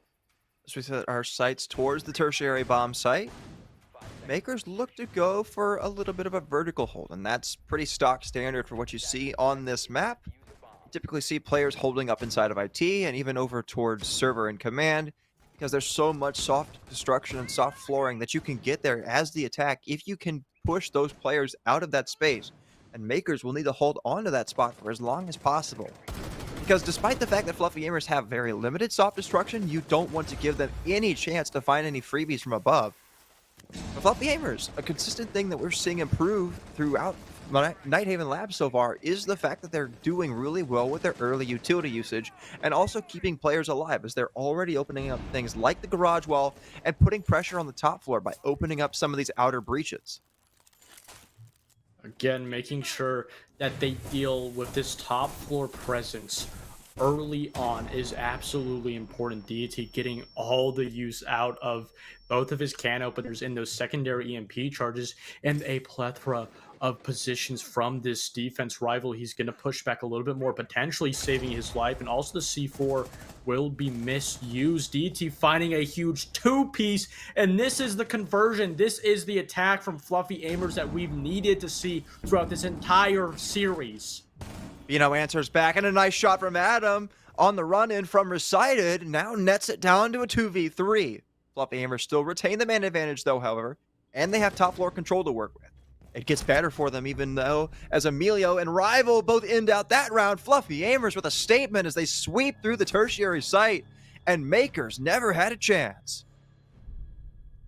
Again, this is an entire play style that I've seen time and time again after watching Fluffy AIMERS. They are a team that if they identify a threat, whether that be an extension with heavy defender utility, or if it's simply just a isolated roamer, they make sure that they'll use all the time, all the utility in player positions to make sure that they deal with it early on, and rather than letting it snowball into a bigger problem going into that later half of the round. And that's something that we relatively didn't see, and that's something that Makers didn't allow them to really do, playing off of those extended roams on Clubhouse, even doing it a little bit onto this site. But because Makers simply just overplayed that position just a little bit longer than they should have liked, Fluffy AIMERS were ready to strike. Most definitely Deity getting that opening, finally finding himself in this attacking half of Nighthaven Labs as Fluffy AIMERS look to continue that success for a third round in this first. Fluffy AIMERS already have kind of what is expected to be the norm for Nighthaven. They've already got their 2 attacks and a really great start to them, or for them here rather, as they look to continue to build on some of this momentum that they really have been gaining for themselves, particularly in that last round. The coordination really seemed like it was on point. They're going to have to be very careful here as Adam, lurking inside of the main lobby, once again looks to take an early fight with Deity. Him being all alone means that he has an isolated one-off attempt to maybe kill the Ram early on and do a crippling blow towards this Fluffy AIMERS attack. But they have some sort of idea as to where he is and look to isolate him out now. But Adam actually slips through the gaps and seemingly has an opportunity to get back to site here. A big misplay here by Fluffy AIMERS to not confirm onto that kill.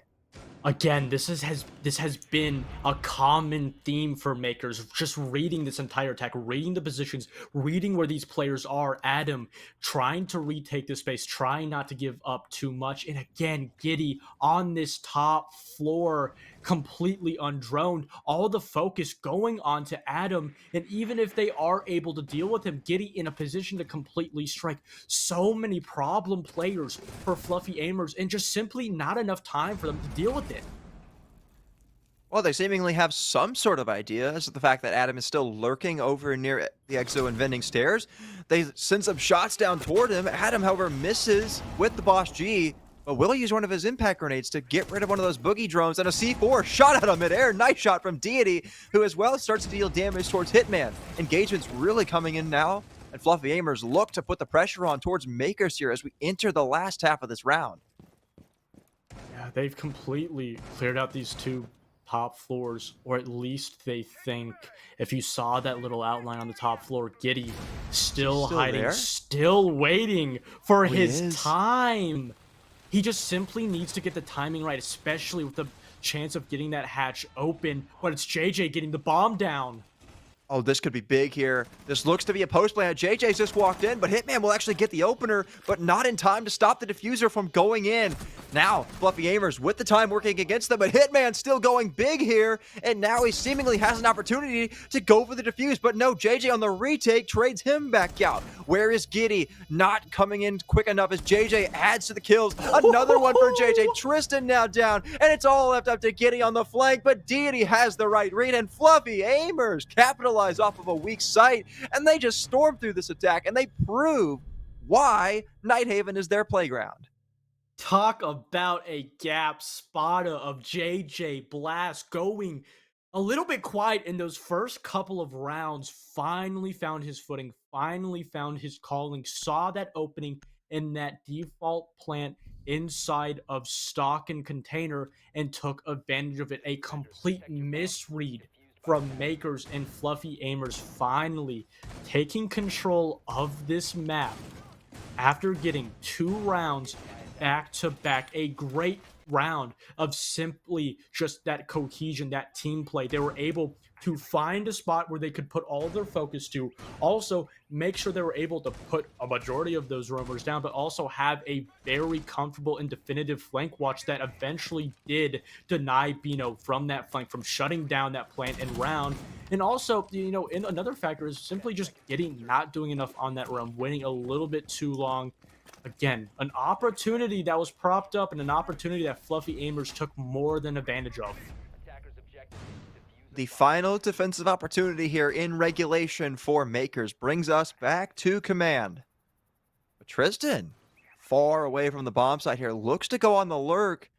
Recited seems to have some idea that he's here as he'll start to work his way in through the basement. Or maybe he has no clue. It doesn't seem like he does. Tristan can just be allowed to lurk here and maybe get an absolute freebie on the injury. He does! Recited has no idea, and Tristan can just run away now. The intrigue engagement going firmly in favor of MKERS. And now Fluffy Aimers have to try and go on a wild goose chase and see if they can't track down this Solus.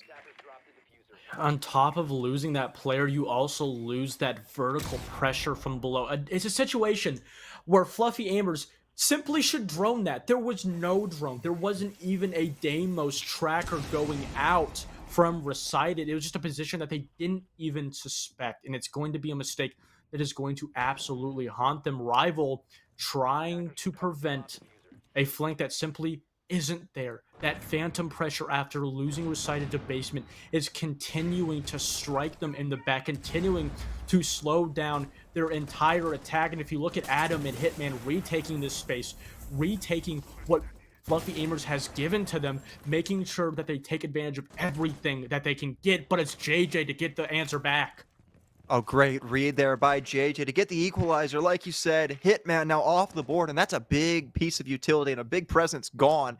As well, they were able to claim the mirror window and get rid of that. JJ has a great read onto Tristan down below. The Solus now fell, and man advantage firmly in favor of Fluffy Aimers. Thanks to JJ's efforts, Emilio as well gets the kill on the player swinging from E-Box. And everything going Fluffy Aimers' way. It's Giddy left in a 1v3. Does some damage to all players of Fluffy Aimers. But still a lot of work yet to be done and a lot of time to wait. It won't even matter. It's just mere seconds later the Deity swings right in and secures the first half win for Fluffy Aimers.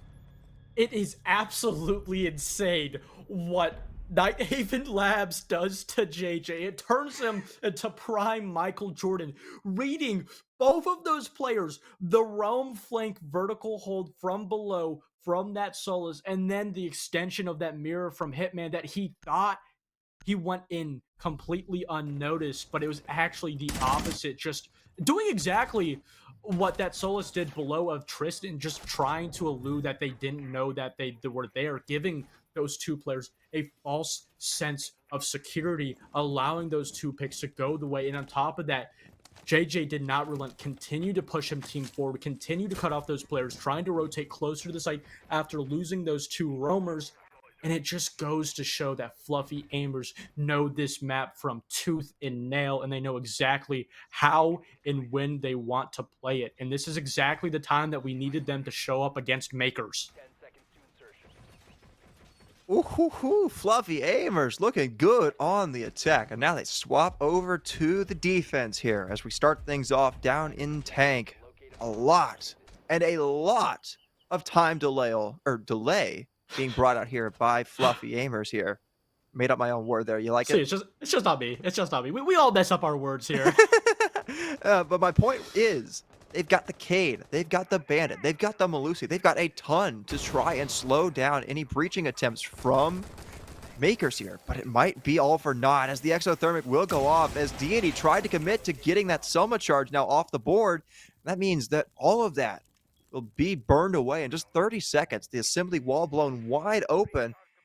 And now the question for Fluffy Aimers is, what do you have to try and slow them down elsewhere?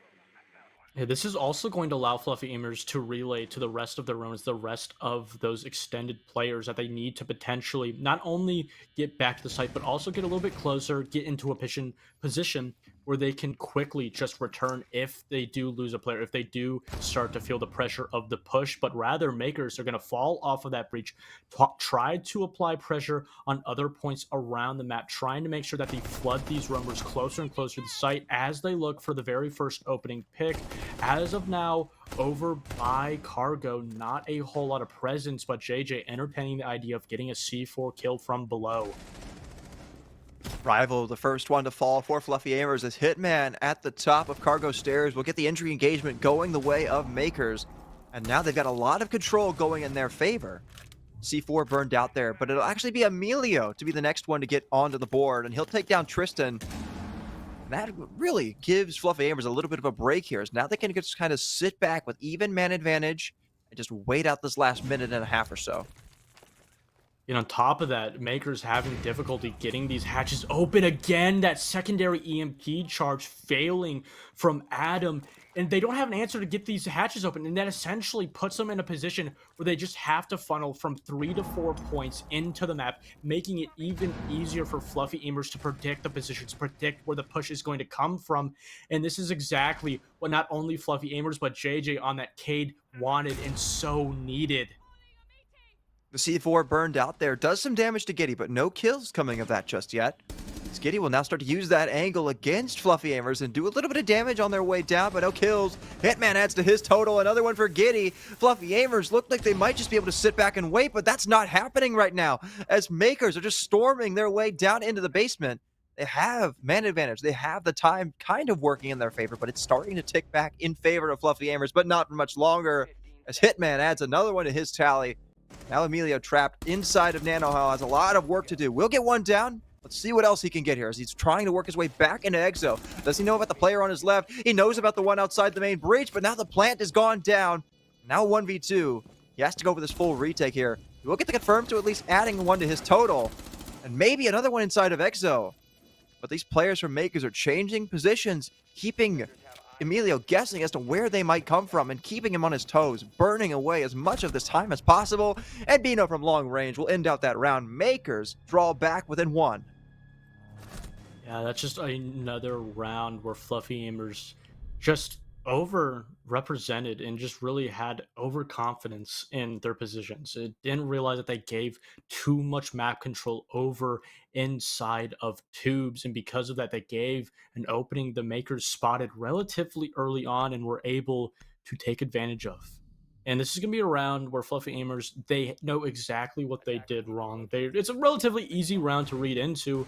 And again, Fluffy Aimers not even entertaining the idea of going upstairs into control, going over into cargo, continuing to try to put Makers on the back foot, trying to make them uncomfortable. And this goes back into the idea, the read that I had, that Fluffy Aimers, the reason that they win this map, the reason that this is such a successful place for them to win time and time again is because they just know it so well. That's why they're able to take us to these bomb sites that a lot of teams will choose on the second to third time. And this puts Makers in the hot seat. They didn't necessarily really expect to go into this position. It's going to make them to change and adapt. Really interesting here to see how much of this floor has been shot up, or rather the ceiling, I guess, in this situation has been shot up by Fluffy Aimers. It looks like they're really trying to hold on to this top floor and put all of their eggs into that basket. But it does have me worried. What happens if they lose control of that top floor? What if Adam runs in and gets an early pick or something like that? Maybe Hitman goes big once again. Then you have like no control over your A site. And Makers can use that to facilitate a plant. Something that you have to be very careful of if you're Fluffy Aimers, especially because MKERS are already taking some early control. They've opened up the main warehouse breach, and they've also started to establish themselves inside of Connector and look to try and challenge onto this top floor. Just look at how much use and how many walls that makers are able to get for absolutely free. A minute into the round, connector wall open, cargo wall open, and now going into control and server, that wall is also open. So much pressure being applied to Fluffy AIMERS so early on.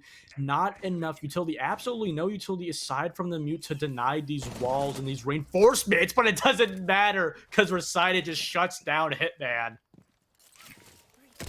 Truly a beautiful shot there from Recited, having a much better start to this map than he did last map, of course. Remember, it was a little rocky for him back on Clubhouse, but he's at least holding his own here, keeping his team heavily in the advantage. But hang on a second, Adam might have found a gap here, walks into warehouse, does some damage to JJ, but gives away his position. It doesn't matter because he just wins out that fight, but not for much longer as Rival from the top rope jumps down and trades out his team. Another one for Rival, but no more than that as it's down to a 2v2 now. Deity and Emilio up above have to come for a retake of some sort here. Do they know that Bino's down below? It seems that they don't. Bino and Giddy clutch out the 2v2, and MKERS tie the game. Wow, talk about an absolute clinical first 2 rounds for MKERS. Just really reading into these rotations and movements of the Fluffy AIMERS positions in that late round. As soon as they start to apply pressure, every single time that a Fluffy AIMERS player moves into a position, rotates, reacts to the pressure from MKERS, it's a position that MKERS force them to go into, and it really continues that idea, aside from Recited just absolutely just shutting down Hitman, that every single choice that Fluffy AIMERS makes, essentially it's MKERS who's forcing them into, continuing to put MKERS in that position to read into their positions, use that intel both with the drone and their overall just game insensibility. And it just really puts Fluffy AIMERS in a very awkward and just dissembled position that they can't really do anything about unless they change these positions, adapt, and disallow MKERS from reading into what they're putting up on their defense. 5 seconds left. Certainly very interesting here, looking at how attacker-sided this has been to this point. Only 2 defenses won, both of them by MKERS. Fluffy AIMERS looking to change that trend here as, like you said last round, they continue to be very flexible and very fluent with their site rotation.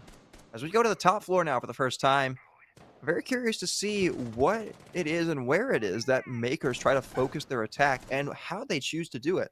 They've got the buck, which seemingly would indicate that they're going to try and play down below and maybe put some pressure over towards the IT and connector portions of the map over by Lounge. So I'd have to think that we see Giddy rotate down there at some point and try and clear out those positions to give themselves an entry point in through connector. Yeah, and again, just getting these walls open. Oh no, the ace charge broke the exothermic charge. Oh, that is just such an unlucky play. In a play that Fluffy AIMERS are going to be more than happy to receive. I was going to talk about how these walls have been getting open absolutely flawlessly, but that little glitch, that little bug, it's going to trip them up just a little bit, but it shouldn't be too much difficulties. Recited, though, down below, trying to apply pressure, whether that be Phantom or his position being known. Very early on, though, MKERS starting to converge onto this Raptors position. The only problem I'm noticing is we're not even halfway through the round, and MKERS have burned through almost all of their hard destruction. Like you said, that exothermic being gone might be a crucial loss for them heading into the later portions of this round.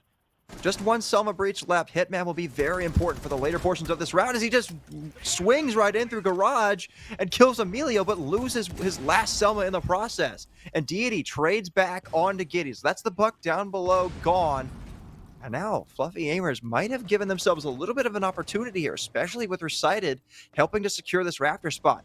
Does that player down below know about Recited? It certainly doesn't seem that he does, as they're just trying to play back and forth, taking this crucial engagement. Hitman will converge onto it, but he doesn't know about the second one. JJ jumps down to join his teammate, and Rival as well takes down Adam. So now Fluffy AIMERS in the driver's seat for the remainder of this round. So player, Rival, over inside of Pillar that also will be very important for flushing out these last two members of Makers as they try to walk their way in through E-Box. A C4 burned out. Does the player fall back in time? Yes, he does. Tristan will still be alive and kicking in this last 30 seconds. As still, these two teams just continue to sit back and wait, trying to potentially go for a little bit of a reset here. As Tristan will change position and try to give a little bit of a gap for Bino to try and expose, but it seems as though Fluffy Aimers are ready for it, but they're not ready for Bino and Tristan, who both come alive with kills, and Tristan with the pistol out on the floor is rival, and he'll be sent to the grave. Makers with 3 in a row to claim the lead. I have no words. I am absolutely speechless. In the series of SSG versus Fluffy Aimers that we both covered last night, I talked about, even though they did eventually get that win in a relatively convincing fashion, there were still so many gaps and mistakes that were made, especially in that intel game, and just simply overextending their position. And we saw that in that last 15 seconds, those two players over by Pillar inside of server, and also the player over swinging inside of Raptors, just simply didn't need to be in those positions, didn't need to apply that pressure in that exact moment. They could have just let those last two Maker players walk into those lines of sight, set up that 3-man crossfire, but they just felt that pressure, got a little bit scared, and wanted to try to apply the pressure. They wanted to make sure that Makers didn't even have a chance to get close to the site, but that was eventually their downfall, and a problem that we saw last night that as of now has not been fixed. Through 20 rounds of this series, Makers are 16-4 in opening engagements.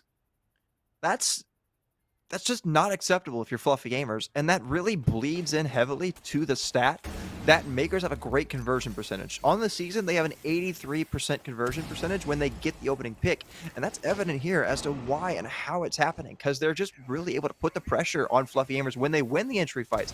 JJ on a run out, however, might be able to put some pressure on Makers here early on, but he gives away his position as nobody from Makers was giving him any free angles. And instead, Makers will have to go ahead and reset now, as Fluffy Aimers kind of missed out on that opportunity. Yeah, again, this is exactly what they did last round. Get that first wall over in cargo open, and then eventually push back, apply pressure around other points of the map. In a minute forward, they've just done so much work, and also so many opportunities for Resida. He's continued to play in these advantageous ratty positions, completely isolated. There is the definition of risk and reward. If he gets this kill, he shuts down that Jackal, is able to rotate back down to site. But for now, a nasty shot from Giddy, though, and that risk turned into failure. Huge miss there by Fluffy Aimers, not being able to get any value out of Recited on the Vigil. Like you said, Giddy with a monster entry and Hitman as well on arrival. Things once again looking dire for Fluffy Aimers on map number 2. And it might start to fall apart here. In pursuit is Hitman, walking all the way down cargo stairs. Deity on the run. As it looks like it might start to be match point here again for Makers, looking to go up 2-0. Just the vertical also being set up and played by Adam, just trying to continue to apply pressure. JJ is going to need to be the player who needs to try and get something done, but a retake, just absolute failure again. It's Makers who continue to just shut down these isolated players that Fluffy Aimers continues to give them. Oh, just stop it. Just stop it, Giddy. Adam with another one. And Makers with a flawless round to put themselves on match point in map number 2. Once again, Makers going on a huge streak here. This time on attack to end out this map, at least to this point. That's now 4 attacking victories in a row. Matching Fluffy Aimers and more. I'm stunned. I'm quite frankly just absolutely flabbergasted at the fact that defense has been such a struggle on this map. Again, this is a problem that we haven't seen specifically on this map. Those isolated gunfights have been a lot more presence than time previously than we've seen Fluffy Aimers defend on this map. And against a team like Makers, I don't want to use the word cheese in it, but these are situations where they shouldn't be getting away with it. And because they're playing a team at such a high caliber like Makers, they're not going to. They're not going to be able to get these isolated ones, these rotates of just a hero play from a player like Bandit last round. It's not going to happen. And it's just one of those situations where a team has a lot of problems that they don't realize until they face a team that is just this such high level above them that they're in a lot of situations not really able to understand the mistakes they're making until after it's happened. Oh, I gotta tell you, Goose, if this is Fluffy Aimer's best map, I am just a little bit worried for their chances heading into the later portions of this series. Because remember, coming up after this is what is historically Maker's best map of Consulate, and one that Fluffy Aimers are not very keen to play. They haven't played it very much. They haven't won it very much in particular.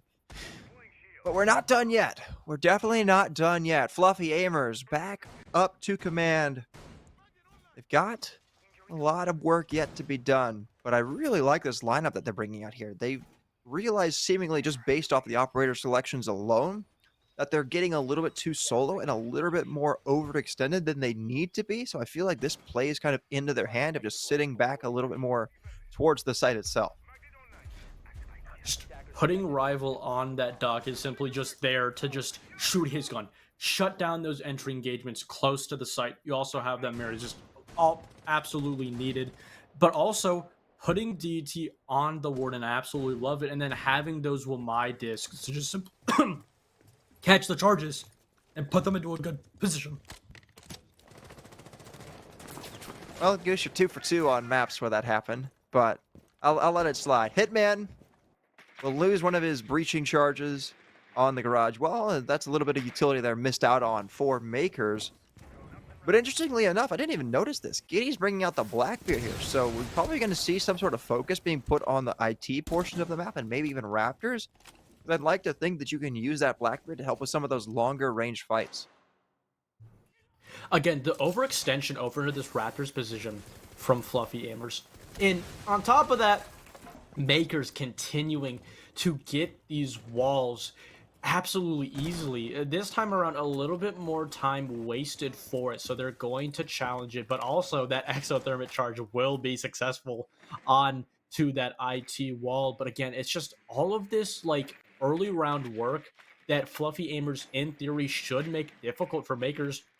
They're simply not doing it. We're not seeing that bandit trick. We're not seeing a play from below inside of cargo.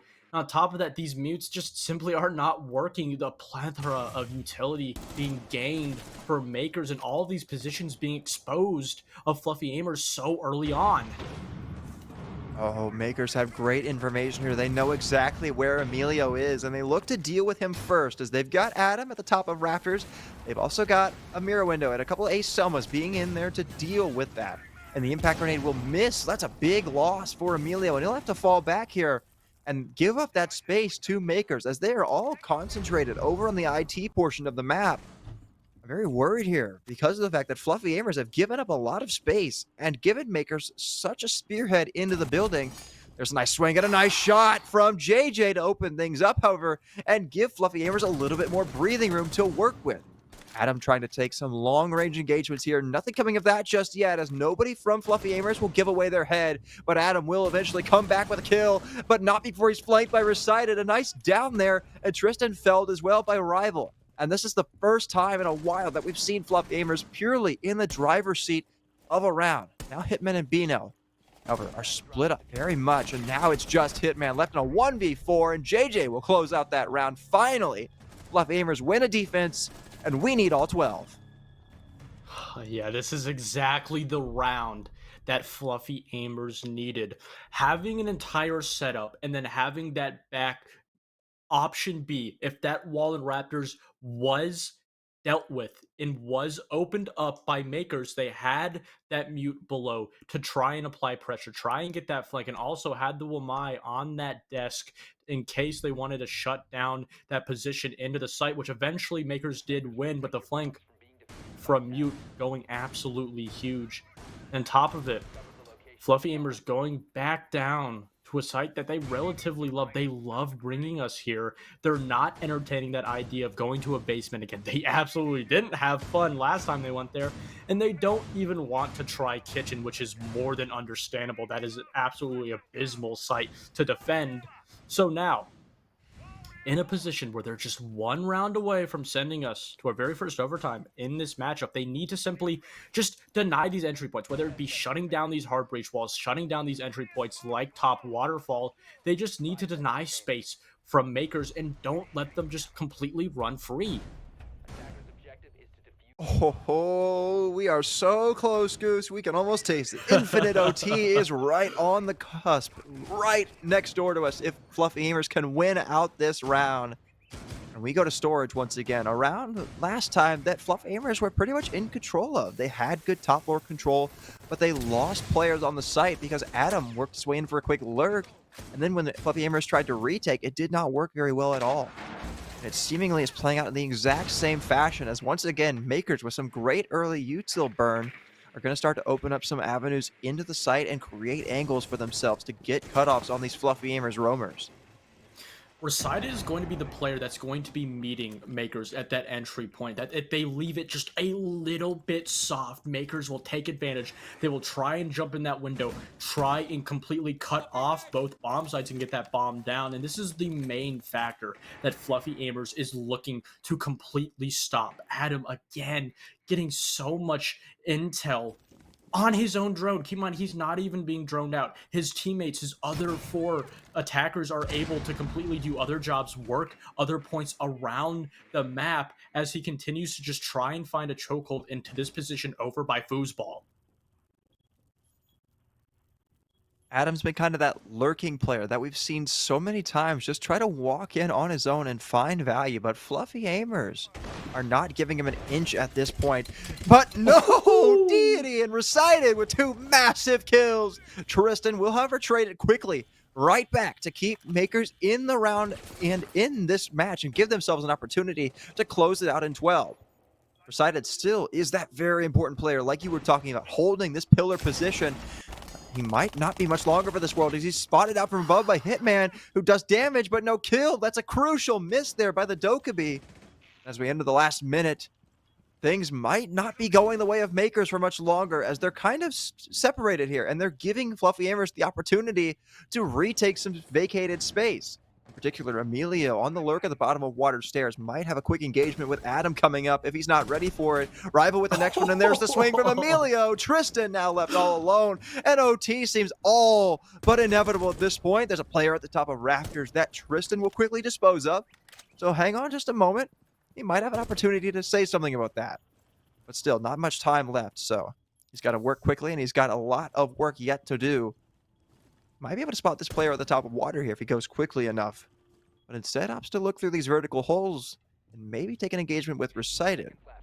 Recited's not giving him an inch. And Tristan at this point, it's all but over. The diffuser's a mile away from him. He'll just vault down from the heavens onto the rafters. A nice another little shot there onto Recited. Maybe a 4th one, and indeed it's a 4th one, but the cap can trap will end him out and deny any possible chance of a round win. And infinite OT is needed in map number 2. I talked about very early on in the first half when Fluffy AIMERS were on attack that they tried to do a little bit too much. They tried to apply that pressure, try to have a big plan that didn't necessarily always work in all of their favor. And I think now going into this round, keep in mind that Fluffy AIMERS are on the statistically favored side, even though they only lost 2 rounds. Are in a favorable position where they can just simply win this. Wow, thank you. Really needed that slow replay on the Capcan trap. But nonetheless, Fluffy AIMERS are now in a position where they've found that formula where they're playing still a very extended play style, but they're playing closer together, making sure that they're able to shut down these positions and also rotate quicker. But also, Rival bringing that wild card. But if you see he's prone behind that little bomb chassis right there, He's trying to hide this from Makers, trying to slip by those drones so they're not aware and they don't bring the operators needed to deny this clash in the late round. If it goes unnoticed, it could be absolutely huge for them. That looks like he's still gone. All right, well, I'll keep talking. Hello? Oh, there you are. I'm here. I'm here. Okay. I know what you're talking about. Okay. I'm here. Stop yapping at me, bro. Anyways, we're about 30 seconds in now.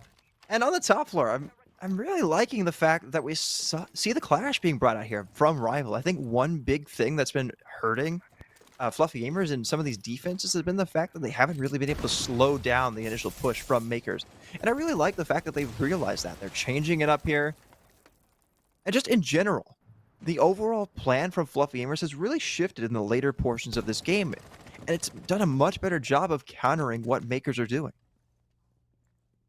Yeah, and on top of that, I love how Hitman is residing in this position down below in case JJ in this position or another defender tries to drop down, tries to go for the retake that we saw last time with that mute, and they're making sure that they're trying to deny even every single possibility. But again, it doesn't look like as of now Makers are aware of that clash, and this is going to give so much potential, especially denying that map control in this late execution. So much possibility that hasn't been tested just yet. Well, entry engagement's coming in here. C4 goes out, but Adam is the only one that really eats some damage there. Now with just about half the round to go, JJ still taking these early fights with players like Giddy. Will start to have some utility raining in against him. Now as we enter the later portions of this round, Makers are kind of being kept at the gates here, but Recited nearly threw his life away to a player outside E-Box. He got lucky there that the player missed his shots. Adam will be the first one downed by the player inside of E-Box, and now Makers falling by the wayside here. As we enter the last minute, Rival will gain some confidence and push Giddy all the way back to the depths of main stairs as Emilio comes alive as well. Everything going Fluffy Gamers' way here. They cannot stop this clash. It seems like it might have been the ace up the sleeve that they needed. Tristan falls, and now the Ying left alone in a 1v3 with a lot of work to get to do. Still that clash in his face, and JJ will swing for E-Box to end out that round. Now it's Fluffy Gamers to get their first attempt at match point. I really love the simple fact that, in my opinion, that allowed Fluffy Aimers to win that round was solely the clash. And not only the clash, but specifically how they really catered their entire playstyle of that specific defensive round, the very first one on overtime, to just not only hold off the entire attack of Makers, but also in turn give them a surprise that not only they weren't expecting, but they hadn't had to deal with not only this entire map, but the entire series so far. Makers now in a do or die spot. Fluffy Gamers got the rare win on the defense, which just sounds weird to even say on a map like Nighthaven Labs. Nonetheless, they take that one to the bank. Now Makers have to fight from behind. Remember, with Infinite OT, you have to win by 2 here. So if Makers want a chance at winning this game, they will need to win at least 3 more rounds to even give themselves a chance. Fluffy Gamers now firmly in control to win out this map and guarantee that we need at least 4 in this series. And we go to the basement now. With Makers, they're bringing out a very information-heavy lineup, and I really love to see that, because with how Fluffy Gamers have been doing with their attacks at spotting gaps and taking advantage of that, you need something like this Valkyrie in particular that can really help deal with that. Yeah, just again, doing exactly what we saw Makers do previously, just getting that wall open early on, applying that pressure, making sure that that presence is known, and just simply opening that avenue, giving them a opportunity into the site very early on. And as of now, it's not going to be contested with, aside from that single wall over by Labs, and Emilio being lit up over by Vending. Giddy again playing such an advantageous isolated position as of now will not be punished, being backed up by his teammate, that being Hitman. in that reinforced wall, such a solidified and necessarily difficult extension on this top floor over to kitchen, that Fluffy Aimers, there's a lot for them to deal with here. A lot for them to deal with indeed, and a lot of time being burned out already. Emilio as well eats a ton of damage on the entry to the map. I'm not exactly sure what that was from, so very curious to see that Fluffy Aimers are getting into these engagements and he's not ready for Hitman lurking inside of Kitchen, and Deity will fall next. That's the Ram off the board. That's all of your vertical destruction gone. A huge loss there for Fluffy Aimers to open things up. But oh, Giddy with a nice shot onto Recited from long range with the SMG-11 of all things, but here's a storm into the side and it's shut down by MKERS, and we need at least 2 more rounds of this map as we are tied once again at 7.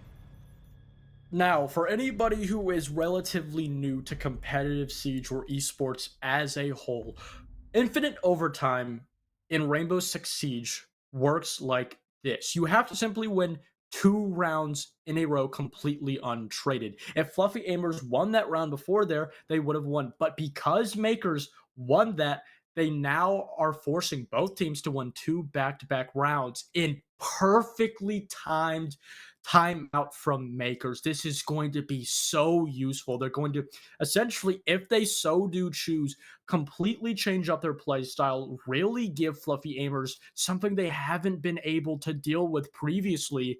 And I think, in my opinion, this is probably one of the most useful timeouts I've seen, especially in T3 Siege in a while. Well, I think it's definitely a greatly timed timeout because you give yourself multiple chances here to actually think about what you're going to do in the future. If you call it when you're down on match point, you really can't fully utilize the value of something like that because if you make one little mess up, you're just done with the map. So now you give yourself at least 2 rounds of talking that you could get value out of here. And I think that will greatly benefit MKERS heading into the future because they can completely change up their style that has allowed Fluffy Aimers to gain some momentum back. Heading into overtime there, Fluffy Aimers had won 3 rounds in a row, and MKERS finally were able to break the momentum. Now they head back onto the attack, which seemingly is kind of going against what we're seeing now, as we've kind of been on a little bit of a defensive streak. So I have to worry for MKERS' chances, and we might continue to keep things going. Yeah, Fluffy Aimers are not unfamiliar with this maximum infinite overtime scenario. They did it all the way back in Wildcard Restart on Cafe, where we saw a similar theme of if a team can win an attack, they essentially win the map. And this is going to be a thing that we're going to see because the defense, now that we've had the entire regulation, both teams are able to read into each other's play styles. This map has gone back to that, very defended-sided half, in contrary to the, regulation side being a 4-2 split for attacks, both sides. Now it's going to, fall back in that default. You simply just have to win that attack. You have to really get that edge over your opponents. And right now, it's going to be really in the favor of Fluffy Aimers. They really need to win this map. They need to get these 2 rounds, because if they don't win this, not only are they going to be going down on MKERS' match point, but also on what is historically MKERS' best map. Absolutely. That would almost spell disaster here. Like you and I were talking about, it's kind of a series where both teams get some of their best maps to start things off, and then we get the decider, which is a little bit iffy.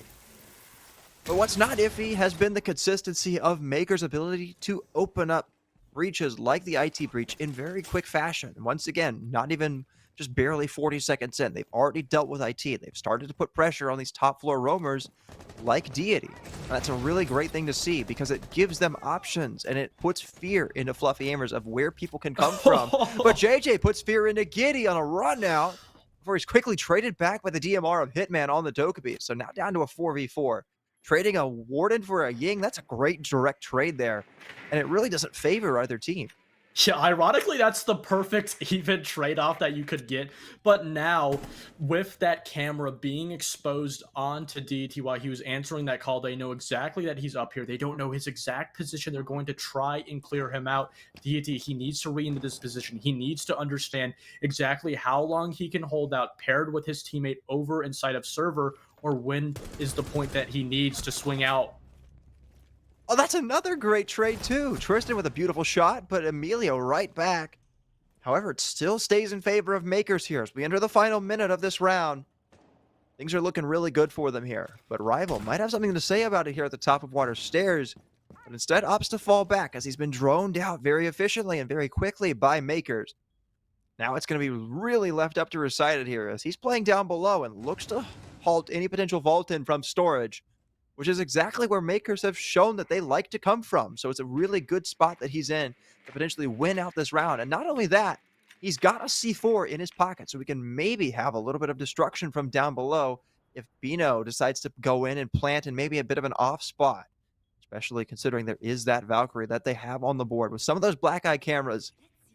MKERS, interestingly enough, seem to be stalling out here, but here comes the push in. Rival gets a kill, but only one on the run in, and that means Bino will have the opportunity to go for the plant. Does he know where it's coming from? It doesn't look like he does. He has no clue. The C4's miles away, and that means the diffuser down for MKERS now, and they know exactly where Recited will come from. He's going to have to work his way back up this staircase. He's got a castle barricade working against him, everything blocking his path back to the site.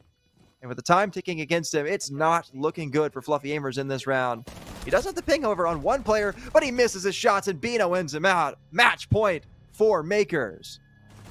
Yeah, it was just a situation where round after round, Fluffy AIMERS are losing these rounds in the intel game. On the first hand, MKERS having a absolutely flawless intel game. Every single gunfight they got into, they knew exactly the position of the player, the area where they were playing, and they were expecting the gunfight to happen.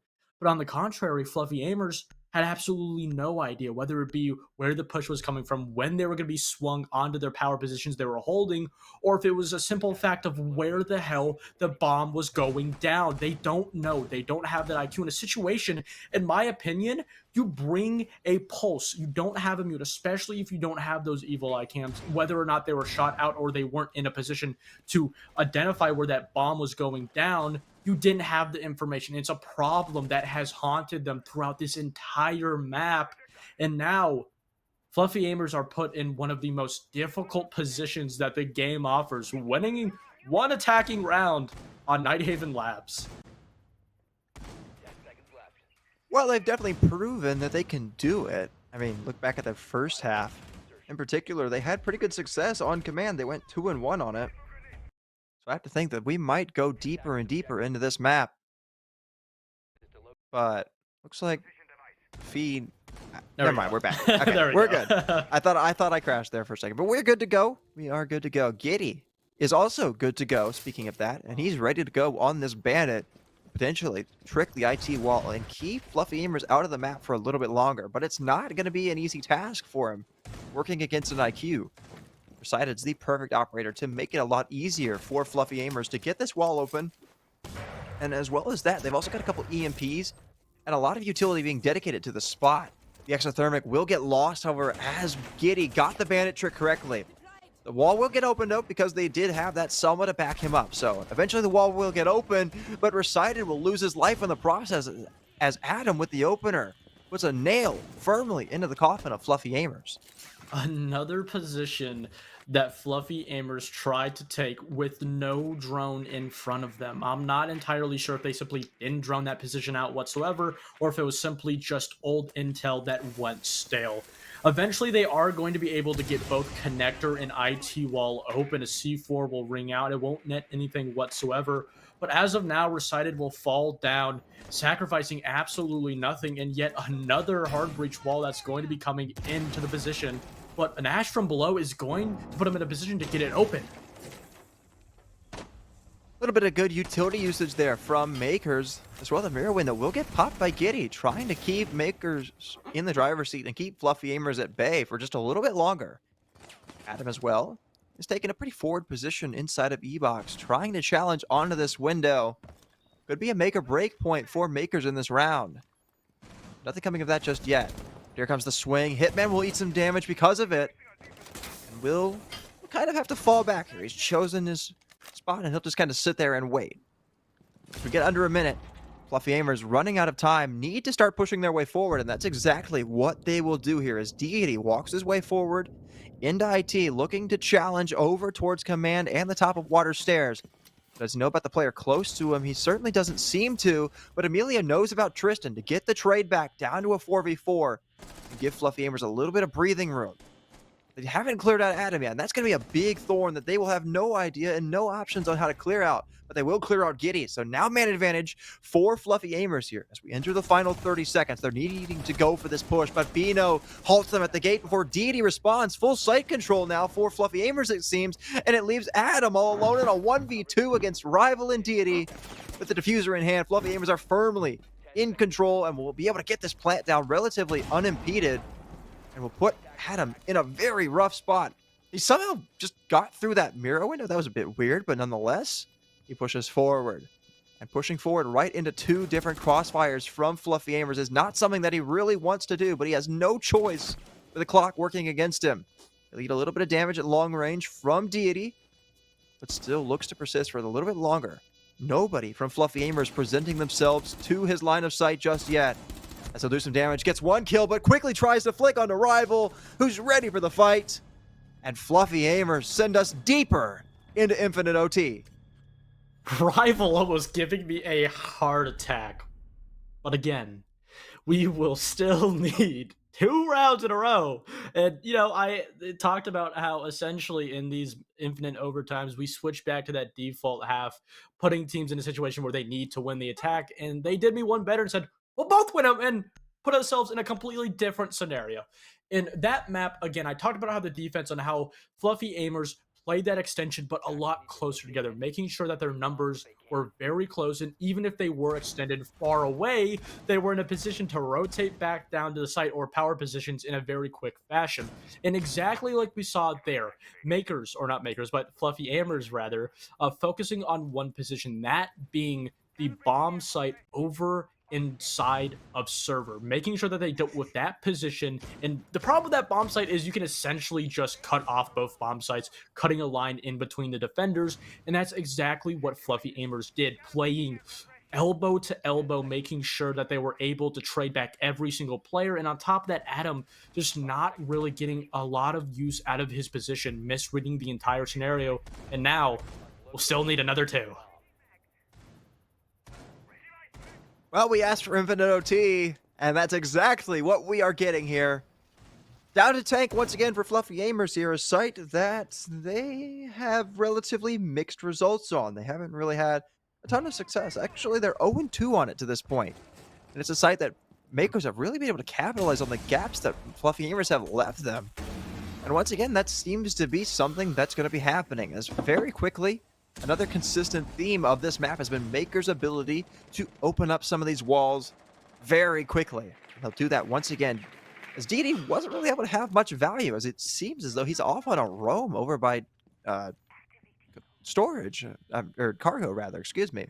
He'll actually work his way all the way to the top floor. And I'm not sure what the plan is here. It seems to just be wasting out as much time as possible, but he's going to have to start to fall back now as Hitman gets the opener on a Rival and has lurked his way into the middle of the middle floor. DT, though, he's rotated back down. He's trying to get as much use out of this position.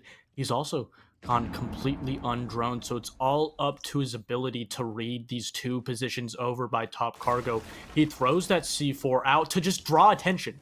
That entire goal of that C4 was not to get a kill, not to destroy any utility, but to make his presence known. Bino gets another, but Recited striking back. But it's all up to Emilio on the bomb site. Fluffy Aimers just really having very limited success on the site. Every single time they get caught with their pants down out on the roam game, and that seems to be the case once again, as Emilio, left in a 1v3, will have most of his HP dealt away there. The player inside of AIMERS. But nonetheless, he's still alive, and he still has a chance here. It's definitely not over. But as Makers start to take site control, it gets harder and harder, and Hitman will run right into tank as the Jackal ping's working in his favor, and he'll add another kill to his stats to confirm another lead for Makers, back on a match point once again. Makers, please don't go to server. Please, I am begging you. and they go to control and storage. Thank you. And this is exactly what Makers needed to do. They need to go to a bomb site that Fluffy Amers are not comfortable on, that they haven't perhaps played time and time again throughout this entire first map. And Makers, for the second time now, are in a position to wrap it up, but they need those first 2 rounds. And on the contrary, Fluffy Amers, they need to get yet another if they want to even give themselves a chance. That doesn't even win this series. And we talked about this before we actually won on stream, Nomical, about best of fives aren't really a measurement of your skill, but rather a measurement of how far you can go with that consistency and keeping your mental at top speed pace. And it's going to be tested on this very second map. 10 seconds to insertion. Yeah, it most definitely is. I mean, looking at this right now, we had a little bit of a defensive streak going, but it's swinging right back in favor of the attack. And I think that just kind of shows how quickly the momentum can change for one side or the other, as seemingly both teams are very, very confident when it comes to the attack. And I don't see that changing, quite honestly. With this lineup that Fluffy Amers are bringing out here, they are very much in a position where they can isolate a lot of these roamers that Makers have. And mind you, they do have a lot of them. So something like the Deimos and the Dokkaebi can go right to work here and secure entries and openers for Makers. JJ is going to be getting this wall just absolutely easily. Just no contention over on IT from Makers, just allowing that part of the map to be open. They realize that the majority, the meat of this extension is going to be over by server, and they need to try to put all of their cards in this pace. Tristan just firing a little bit too early gives away his position, forcing him to rotate back. But Fluffy Amers still having to worry about this wall, rather are going to be rotating around as Giddy gets the very first on JJ. That's a big loss with the Thermite now off the board. Rival falls too. And now Makers find themselves in a 5v3, a 5v2 now, as it's left to Deity all alone in an ace clutch situation. Map 2 on the line, and it's getting blown away right at his feet, with the Gapcan traps blowing up in his face. It seems as though it might all be Makers, and indeed it is. Adam ends out this map. He had a great map. One, he'll send map 2 away in style, and Makers now on series point. Talk about an absolute heartbreaker of a loss. But on the contrary, all the confidence is behind Makers going absolutely huge, finishing out the definition of a barn burner of a singular match. But the problems that we talked about yesterday are now continuing to snowball into bigger and bigger just gaps in this entire gameplay, this entire strat that Fluffy Amers are bringing out. The lack of intel and the lack of denial of intel onto Makers, continuing to punish them time after time, swing after swing. And after all that, after losing your best map historically, not losing it once in the span of a month and a half, you have to go to your opponent's historically best map, that being Consulate. Whew, we gotta catch our breath after that one. That was a great map. But just looking at that map as a whole, the nailing blow in the coffin was definitely those basement defenses for Fluffy Amers. They, in my opinion, did not play those very well at all. They tried to take up too much space on the map.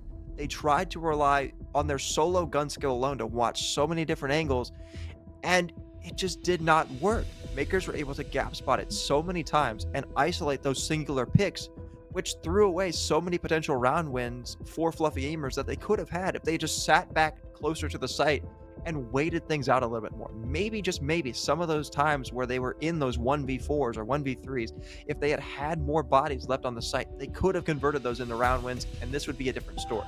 Yeah, and I think throughout even the rounds that Fluffy Amers won, they were dogfights. They had to absolutely claw back, grasp anything that was given. Many of those rounds that Fluffy Amers won, there were absolutely huge mistakes by Makers, and in turn, that favors the idea that throughout these first 2 maps, Makers absolutely running away with the control in the driver's seat. Well, Goose, map number 1 was a 7-4. Map number 2, we got treated to infinite OT. 10-8 is the score on Nighthaven. MKERS starting this series off 2-0, but can Fluffy AIMERS complete the comeback and maybe, just maybe, capture some magic? We got a breakup for you, but when we come back, it'll be time to find out.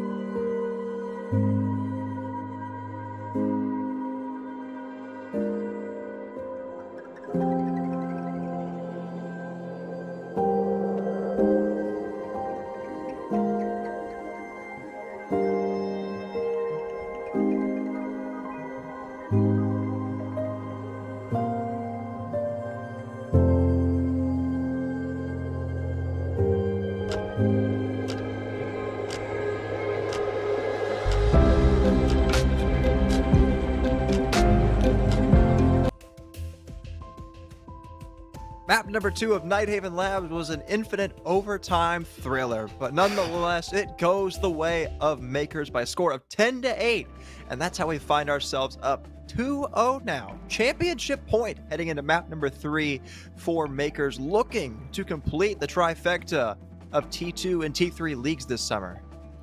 It's just continuing on to that second map. Now, not only taking Fluffy AIMERS map pick away, but what we talked about, we've built up as their best map. They lose 10-8. And that problem of that lack of intel in transition, of also lack of denying intel, but also just not winning those entry fights, not having one player really shine. You did have Resided go 4-4, but he continued to lose it. He continued to get traded back.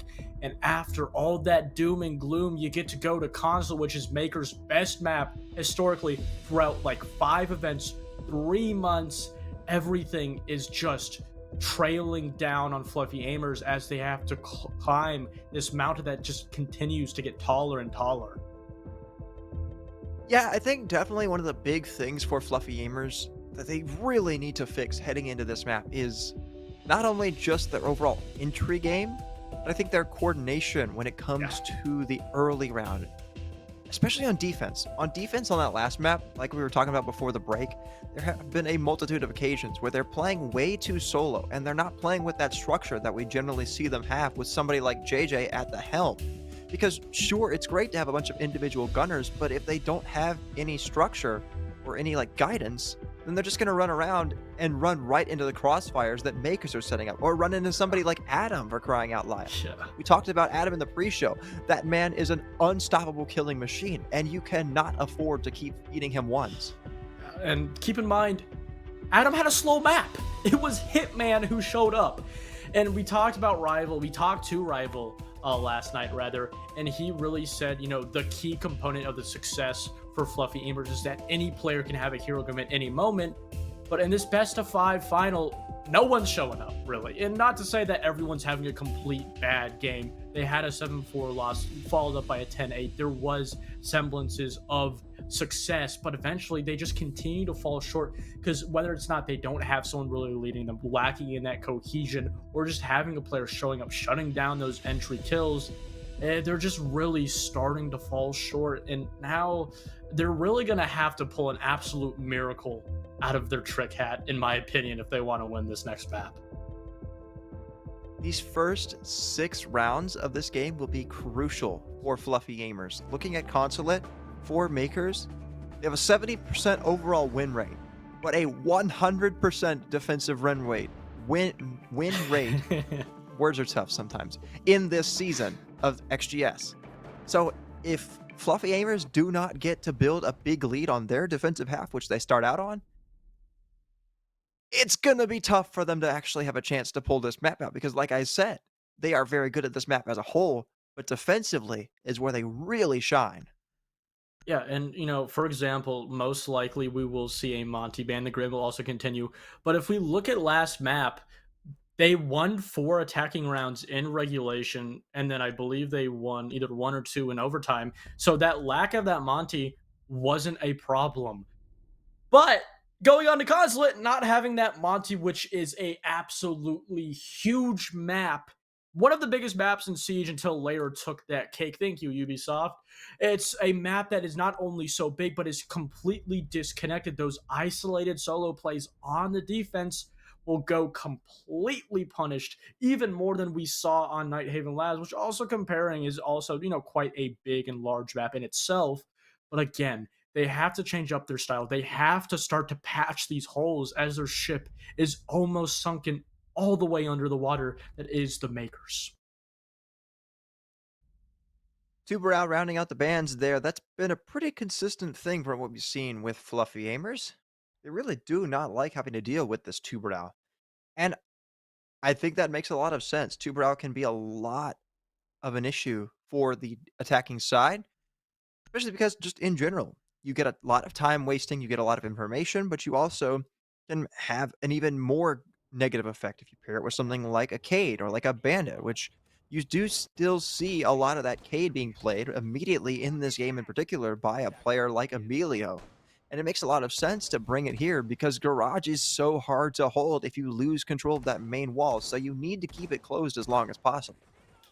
And yeah, also I do, and, translating over to the topic of the defense. I think the biggest problem for Fluffy Embers, I talked about it, in the overall play style, on Clubhouse, that on paper it should have favored Fluffy Aimers, but Fluffy Aimers had absolutely zero focus on just making sure those reinforced walls stayed reinforced, disallowing makers to get them opening with that hard breach denial, like a bandit, a cade, a mute, even, or a two brow. That two brow being banned out also will continue to be banned out, and that's a problem in an operator that's being banned out by Fluffy Aimers themselves, and they really haven't really found a way to compensate and make up for losing that such definitive and hard streaked defender.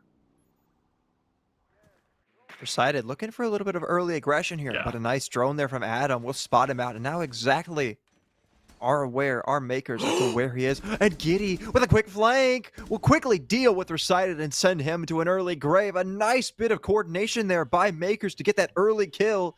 And now Fluffy Aimers are scrambling to try and find an answer. Rival in particular, down below in Lounge, has a lot of weight on his shoulders to try and keep makers at bay. Just wow. Again, it goes into the idea that makers have an absolutely just complete overhaul idea of how they want to play, on how Consulate itself in theory plays in this current meta. Just being able to get that player completely reading into his position, which, keep in mind, last time Fluffy Aimers played this map, even other teams playing this map, that is a common run out that is just absolutely unpredictable 9 times out of 10. And again, those isolated picks we talked about continue to go the way given to makers. About halfway through now, and still no answer coming back here from Fluffy Aimers. They're just sitting back and trying to wait, but it won't work very well for them at all as Deity now falls, and another one for Adam. Everybody on Makers getting involved with the fun. And Emilio and JJ now left alone in a 2v5. JJ as well has been isolated at the bottom of yellow stairs. Hitman will swing in there. That's a pretty easy one for him. Now Emilio left in a 5v1 to try and stave off this round. He'll do some damage to Giddy at the bottom of yellow stairs. But no, a flawless round for Makers to open things up, and that's exactly why we said this is their best map. It's really just it's a difficult situation, because at every single chance, every opportunity, makers are just absolutely shutting down, untraded, no contention from Fluffy Aimers whatsoever. And we go back to what we talked about, that a best of 5 isn't a sprint, it's a marathon. And killing the mental this early on a map that not only favors you, but Fluffy Aimers are very just unfamiliar with, it is really just, I don't want to, be all doom and gloom. I don't want to say, well, Fluffy Aimers, they're done. They had a good run. But it is just looking so dark. They don't have an answer for any of these aggressive plays. And on the contrary, makers have an answer, as if makers have the entire strat book that Fluffy Aimers have created. And at the end of the day, it's very confusing on why this has gone one-sided, and you can really chalk it up to, at least as now, unless they wake up, that Fluffy Aimers have really just fallen asleep at the driving. Round number 2 takes us upstairs. Obviously, Fluffy Aimers do not want to repeat the catastrophe that was that last round. And I think that makes a lot of sense. You want to keep yourselves fluent like we saw in Night Haven Labs, where they would go from site to site until something stuck. I really like the pairing, in particular, of the Smoke and the Goya. We haven't really seen that duo come out yet much in this series, but there's a lot of potential there with that lineup to delay a lot of time for the attack. And I think that's something that Fluffy Aimers need. In particular, if you're going to be aggressive and maybe lose an opening pick here and there, you need something to kind of make up for the fact that you're in a man deficit. And those two operators definitely do that. Yeah, the Makers continuing to put themselves in just the most favorable position to win this entry game. It really does look like that is just one of the main components that they focus on. Bringing that Dokkaebi, bringing the Lion, using their drones to the maximum potential that is possible, and trying to get every small tidbit of information to get these opening picks to go their way. And that is essentially the formula that has led to their success, the formula that has continued to let them dominate throughout these leagues now into this grand final of season 7. And again, just this absolute dominance, the intel, the experience from this team is just completely unwarranted and unmatched so far. Well, speaking of so far, Fluffy AIMERS doing a much better job of keeping themselves very much healthy on this top floor. No engagements taken just yet. Still a pretty good amount of utility available to them. Not really much has been done by MKERS to clear out some of these power positions, like Vending Machine, which you currently see Deity sitting on. He's going to be crucial to keeping MKERS at bay as they try to come in through admin side. And if he falls, be very, very mindful if you're Fluffy AIMERS, because of the fact that that opens up so many spots for MKERS to come in from. But Rival with the opener onto Adam gives Fluffy AIMERS an advantage. An advantage that they so needed. And even with that Goyo canister being deleted, they still have to worry about this shield, and the firebolt will come out. Eventually, Hitman is able to deal with DT, clearing out this position, clearing the hallway as Tristan gets another. Now Rival on the floor. JJ, Emilio, and Recita have to hold things out here for as long as they possibly can. And with only one Toxic Babe left, it's not going to be very easy to do so. Now, Hitman will eat some damage as he crosses through the Toxic Babe. And JJ as well looks to go for a swing out here. Emilio with an equalizer. Hang on a second. JJ with a huge flank gets one. And Emilio adds to his total. And it leaves Tristan all alone in a 1v3. Recited will put him in the grave. And Fluffy AIMERS with a much better round on the top floor. Where was that last guy looking? Okay, then let's get out of the way. Nonetheless, a great answer back from Fluffy AIMERS, and something that is absolutely needed. If they started to let MKERS snowball these rounds back-to-back, untraded, uncontested whatsoever, especially getting those 2 picks after clearing out that hallway position, a absolutely huge hero play from JJ.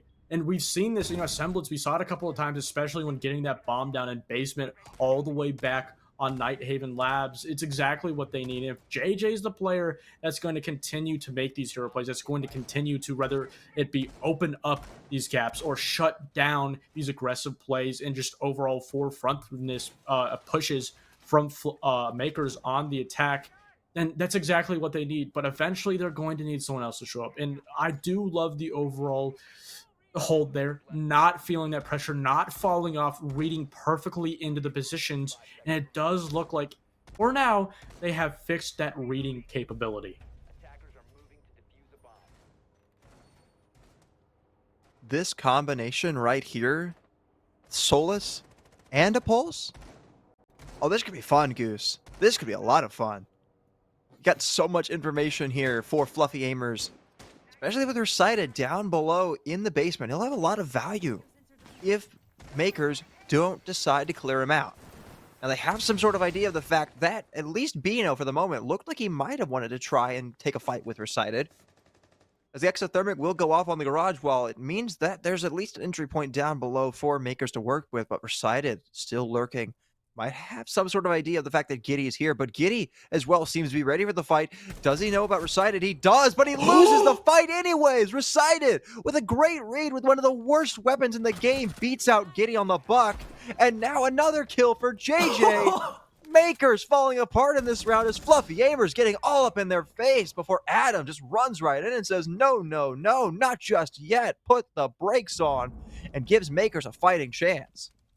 Adam continues to be the rock that holds down MKERS and still continues to give them a chance throughout these rounds, and it has been enabling them to finish these rounds out, finish those first 2 maps. But now DT able to retake that position, paired with Emilio on the top floor. So much map control lost only with those players, but eventually Hitman is able to find an answer back. Adam also pushing up these stairs to try and apply more pressure.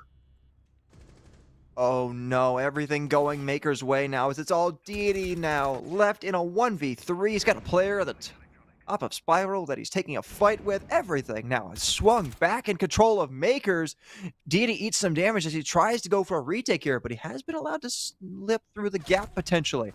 But he doesn't know that Hitman's still there, and Hitman just waits it out, reads Deity like a book. And Fluffy AIMERS fall apart there. MKERS add another one on the board. Again, just MKERS doing an absolute, I can almost say, flawless job of reading into the overall playstyle, the overall idea of what Fluffy AIMERS brings, that style of siege that JJ even himself said that he had set up. I'm gonna go into a quick little technical pause. Will give us a little bit of time to yap here.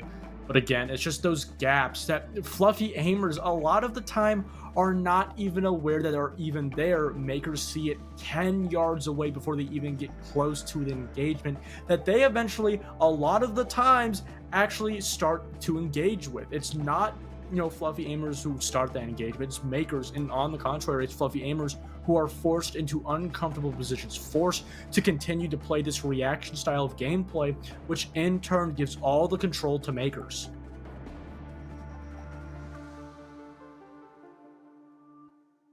It's definitely interesting to see that consistently through these 3 maps, it's the same thing happening over and over again. And I have to wonder what's going on in the background that they aren't realizing it. Because in that last round, it had so much information, and it worked out really well for them in the beginning of the round. They had the Pulse, they had the Solus, and it seemed like they might have finally had the intel gap going in their favor. But still, once again, they lose a pick, they vacate some space, MKERS take control of it, and Fluffy AIMERS have no idea that those players are there. And when that happened, Fluffy AIMERS just continue to fall apart. Whenever MKERS get some momentum building, they just run with it. Like, it's so common to see in this series that when MKERS get an advantage, it just goes like that. Yeah. Oh, I missed. Yeah, and I think it's, a perfect, one of those situations where you can think that going into this, a lot of people would consider, and on paper, it's simply just a fact that MKERS are the better team throughout and through in, and we're seeing this now here in that simply the clash of play style between both of these teams is just absolutely favoring MKERS. It really does look like, whether or not be from the intel game or just as a whole, that Fluffy AIMERS don't have a great idea of what's really going on in the server. Well, they'll swap the Pulse out for the Valkyrie this time. Still, information seems to be the name of the game. They at least have somewhat realized that they need more information. And I really like that change. I actually think the Valkyrie is much better here than the Pulse, because you can have more passive information that everybody gets access to, rather than having to rely solely on Recited staying alive. But not only that, you get the Fenrir, you get the Melusi, and you got plenty of intel going in your pocket. But the only problem is, MKERS are bringing out plenty of their own. They've got the Dokkaebi, they've got the Deimos. And if the Dokkaebi can get full effect and maybe get a kill here and there, they can actually turn a lot of the utility that Fluffy AIMERS are bringing out against them, which would be even more of a disaster. Yeah, again, it's just, I talked about that. Fluffy AIMERS, they have to go big. They have to change something up, whether it be their overall play style, just getting, a lot more intel, whether it be operators or just denying the intel from MKERS in the other side. They're getting these opening picks, but it continues to fail, and Bino just absolutely shutting down JJ, who continues to try to play these, awkward, aggressive angles, these spawn peaks and runouts. It worked out last time, but playing the exact same position, trying to get the exact same play, Bino is going to be more than expecting it. If you combine the total amount of opening kills from map 1 and map 3 so far, excluding map 2, Fluffy AIMERS would have 2 total opening picks in their favor right now. And that's been a huge problem for them because, like I just mentioned, it allows MKERS the opportunity to continue to build momentum throughout the round and, almost like a boa constrictor, just squeeze members of Fluffy AIMERS until they have no breathing room left and they have to try to lash out. But the thing is, when they try to lash out, MKERS are ready for it. And every single time you see generally the same thing happens. MKERS do not let these rounds slip away from them. It's very rare when it happens. And right now, it's the same story. They're taking a lot of space very quickly, but that might be a good start there on the comeback for Fluffy AIMERS as Recited with a kill on a Hitman. There's a position where Bino, he has to take it. He has to reside. He has to apply this pressure. DET is looking to just completely stop it. And if he does, he shuts down that diffuser. He completely just isolates the diffuser from the rest of the team. And he swings right into Bino, giving him an opening into the site and the round. Yeah, I hate to say it, but we talked about Deity in the intro as kind of one of those highlight players for Fluffy AIMERS, and he has not really been showing up to the level that we expected. But not only that, now Fluffy AIMERS are finding themselves on a back foot as triple kill now for Bino continues to put the top floor control in favor of MKERS as the Fluffy AIMERS players are getting pushed further back and back and back right into the waiting arms of Tristan. And now it's Rival left alone in a 1v3 with a lot of work yet to be done. And Vertical Angle's working against him. He will not even see the head of Adam. And Adam will end out that round. It's 3-1 for MKERS. Their attacking half is going splendidly. It really is. And one thing we haven't really touched on is the depth of the rosters of MKERS. Initially losing Bay and Kobe. Had a very awkward week and a half. Lost a couple of games they probably shouldn't have. Then eventually coming back, adding Tristan and paired with Adam coming off of his SQ skit. And now in the grand final, after yesterday's playoff game, losing Packer. It doesn't matter what players you take away. This core of Bino, Giddy, is just absolutely dire. And when you have players like Tristan with Hitman who have that plethora of experience, you know, Tristan having that one game in the NAL, it just really goes to show that these are players that have a lot of untapped potential. And, you know, MKERS continues to be that breeding ground of future NAL and Pro League stars. Attacker's objective is to defuse the bomb. What potentially could be one of the final defensive rounds for Fluffy AIMERS here as we're into round number 5. And they're back up inside of CEO. This was the round that they definitely should have won. And actually, this is the only round that they've won thus far. And it was mostly due to a well-timed swing out from JJ on that smoke, which he's back on. The only difference being this time, there is no Goyo on the board. I really actually liked when they did bring that Goyo. I thought it was really smart to delay a lot of the MKERS' time and their pushes forward. But swapping out for the Valkyrie is definitely a good operator to have as well. As Recited, speaking of the Valkyrie, will send some shots downrange towards Hitman, but no damage or no kill coming out there. He will get a little bit of value, though, in this position, as he does get one of those Rotero drones on its way in to try and potentially find some defensive utility. But Fluffy AIMERS just continue to sit here and wait and maybe, and just maybe, try to challenge MKERS on these outside spots. JJ trying to potentially find a pick that simply will not be there. It really goes to continue to hammer down the point that Fluffy AIMERS don't have a grasp whatsoever on where this overall position, where this entire play is coming from. And round after round, Fluffy AIMERS continue to play like they're essentially in the dark. No flashlight whatsoever, just trying to find any surface, grasp anything. And MKERS are not giving anything. Every gunfight, every entry position they take, it has emphasis behind it. And Tristan just reaping and farming those two players. Again, another entry pick going in the category of MKERS. Actually, technically two of them, because those two kills were literally back-to-back. Absolute freebies for Tristan, who's now 6-1. Haven't really been saying his name as much as we probably would have otherwise in this series, but nonetheless, the impact is definitely being felt right now, as he's leading the way for MKERS on Consulate, and maybe another kill going their way as Adam sends some shots towards Deity. And now Recited dead as well as Hitman just runs in from the top of yellow. A run out from Rival will net Giddy, but still the damage is done and Hitman's there for a quick trade, as now it's all Rival left alone in a 1v4. And Adam from the backside capitalizes on Rival's mistakes. And it's MKERS 4-1, just 3 rounds between them and the XGS championship.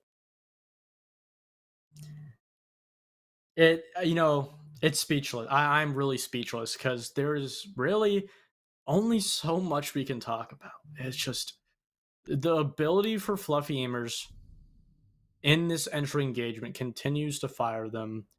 And we're also in a position where makers are predicting a play. They're putting themselves in positions for the worst case scenario possible. You know, having that player on the rappel, fully knowing that there was a run out in position, perhaps it could have happened, and it exactly did. Having Tristan on that roof, ready for it, ready to potentially punish those players. And it really goes back to just makers, it just even pondering, reading into a position that Fluffy Aimers don't even read into until they go for it. And it really just hammers down. We talked about in the pre-show on how makers look almost absolutely unpenetrable and unbeatable, and that's continuing to be shown on what is continuing to also be their best map. Didi has to wake up here. He just has to. There's no other way around it.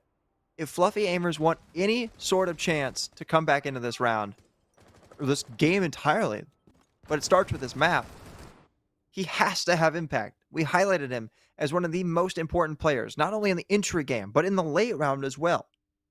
And how much value he brings to staying alive. 0-5 is just not going to cut it.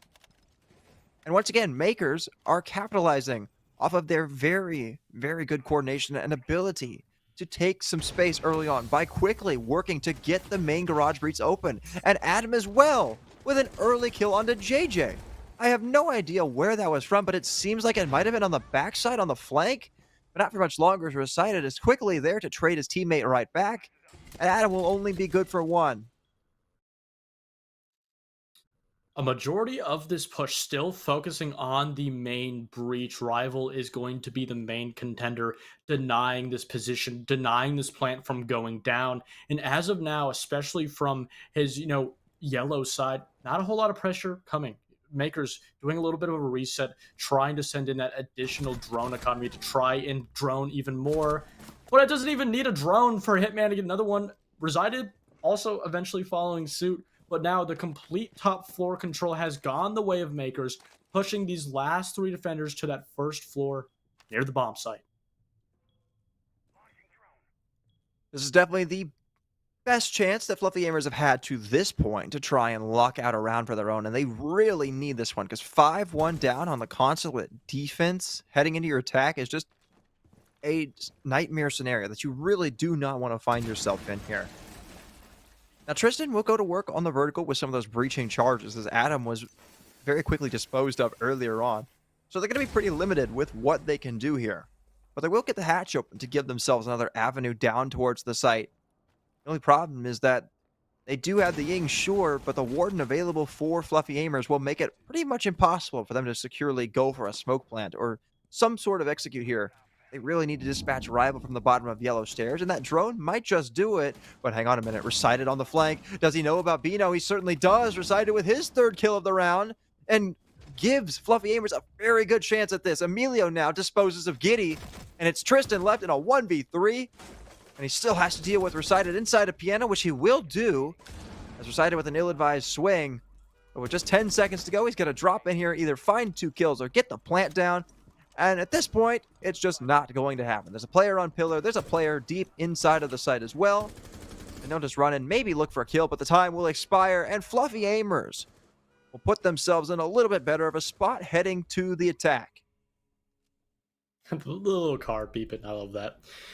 Finally, Fluffy Aimers getting a second round, putting a little bit of gas in the car that is just so close to completely breaking down. And now on the site trade, what is historically one of the most defender-sided maps, makers winning 4 attacks. Translating onto their defense, everything is in their favor. I don't want to use the word impossible, but this is a task absolutely so hard for Fluffy Aimers to ask of themselves. They've had absolutely no answers for this entire playstyle that Makers has given them on Consulate, and now continuing not only will they need to continue to fight tooth and nail for every bit of map control, every single pick that is given, but they're going to be the ones who need to push the tempo, who need to engage in these entry gunfights when that has been a problem on the defense for them. And it's just going to be a very difficult position. And as I said right before we came in this map, Fluffy Aimers are going to need an absolute miracle to simply just give them a chance in this best of 5. Well, I think they might have been listening to you, Goose. You said go fast. You said take space. What better way to do that with an Amaru? I think we'll definitely see some quick-paced action here from Fluffy Aimers as Recited's already lurking his way into the building and all the way to the top of yellow. Might be able to find some good value here, but Giddy is very much ready for this engagement. Be careful, Recited. You don't want to lose the opening engagement here. He might have an opportunity to actually swing past here, but no! Giddy knows! Giddy just knows. Everybody on Makers is just reading Fluffy Aimers like a book. The aggressive play on the Amaru fails miserably, and now Fluffy Aimers have lost their main X Factor and have to reset. Going completely untraded, still not having control of this office position. This is where the majority of this attack is going to be looking to take first, and it is such just dire, just needed control, especially if you're not going to be trying to go for that yellow-sided push. Having one player over there trying to get a one-off play, trying to catch the defense off guard, but they were more than ready for it. And on top of that, Makers continuing to allocate more player positions, more utility over to this office space. And because of it, essentially, Fluffy Aimers are forced to rotate across the map and try a completely different push because offices was essentially an absolute failure. Fluffy Aimers still with no response here on to anybody with Makers after losing the opening pick. Didi looks like he might be the next one to try and take a fight as he'll jump into the top of Spiral Stairs.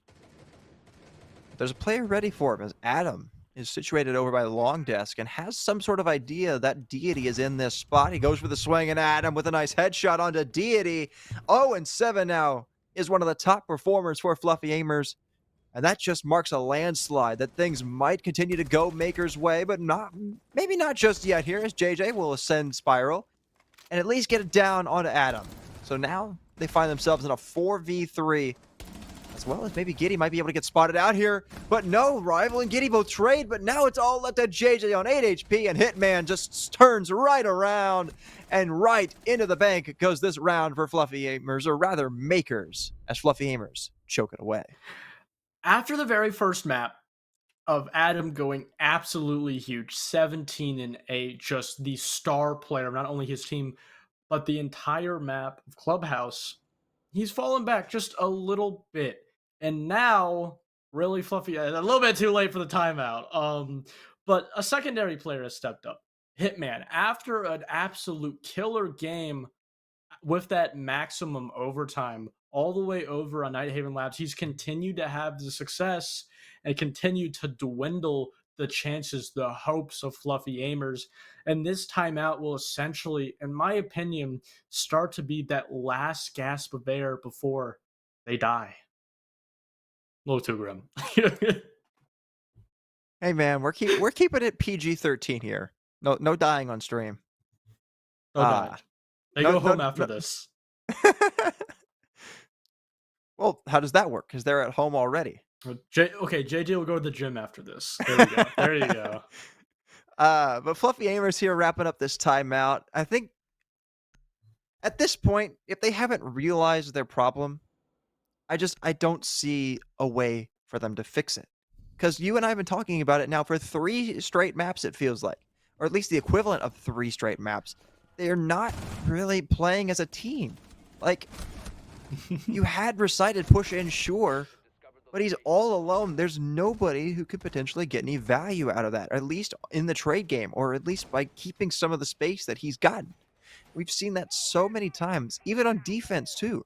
They're just roaming off in Narnia. The one round that they really looked good on was mostly because Recited went for a solo flank. And I hate to say it, but that just doesn't work against a team like Makers. Their coordination is so good. And as you can see as well, when they do get a place where they have to take a 1v1 gunfight, they are more than capable of winning it. Oh, Tristan's gone. They're not going to rehost. I don't believe there's a chance. Yeah, there's no chance. So it's going to be essentially a 4v5 for Fluffy AIMERS also he Wait, still no gets way! the kill. No way! Are you kidding me? You know what? At this point, there's not much more you can say. I believe we're gonna get a rehost though. Okay, I must have been wrong. Okay. I guess the entire server just died, so it looks like we will go for a rehost potentially. Most likely we'll be replaying that round. But again, there's only so much you can say for Fluffy AIMERS. I think all the way from the start, they were beat. This was a relatively very favorable map pool for them, but as soon as they lost Night Haven Labs in a fashion like that, can't really come back from it. Okay. I just got to talk about this. Can we at least let that kill count, please? Because that shot was just disgusting, the Boss G. It's a shame that it doesn't count. But unfortunately, we do have a little bit of work to do to get everybody back into the lobby. So we're going to toss it very quickly to a short little break here. And when we come back, we'll wrap up Consulate. Don't go anywhere.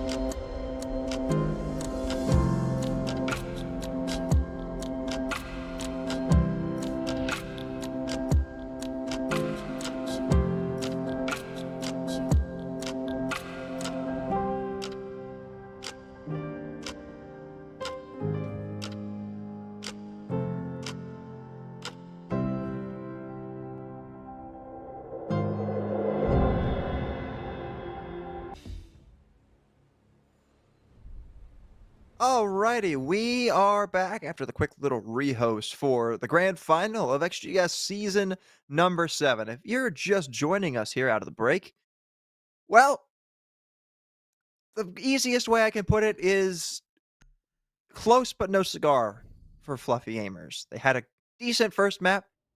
Map 2 was okay for them. They took it all the way to 18 rounds, but Goose Consulate has not been a pretty sight thus far.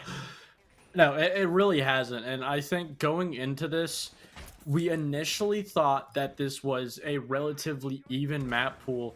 But now looking over the match as a whole, Clubhouse relatively did favor Makers. I think, on paper that was going to go their way either or. But the big question mark, also Consulate too, but the big question mark being Nighthaven Labs. And Makers not only did their homework, but they made sure that they essentially had the entire strat book, then putting themselves into a very comfortable 2-0 onto their favorite map. That second map pick, Nighthaven Labs, was a very tall task, a very high risk Oh, in please, getting not going again. for the exact same spawn peak. Okay, he's gone. He fall off. I was so scared that he was going to do the same thing that happened right before we went to the rehost. That would have been crazy. For that shot to happen once was nuts. If it happens again, holy smokes. Giddy's just a monster at this point. Recited, we'll go to the top floor, but it'll be Rival to end out Giddy's reign of terror. And that's the Vigil off the board. That's one of the big problems on the roam game that Fluffy Aimers would have had to deal with, now disposed of. And that gives them a little bit more breathing room to try and shift their focus down towards this middle floor.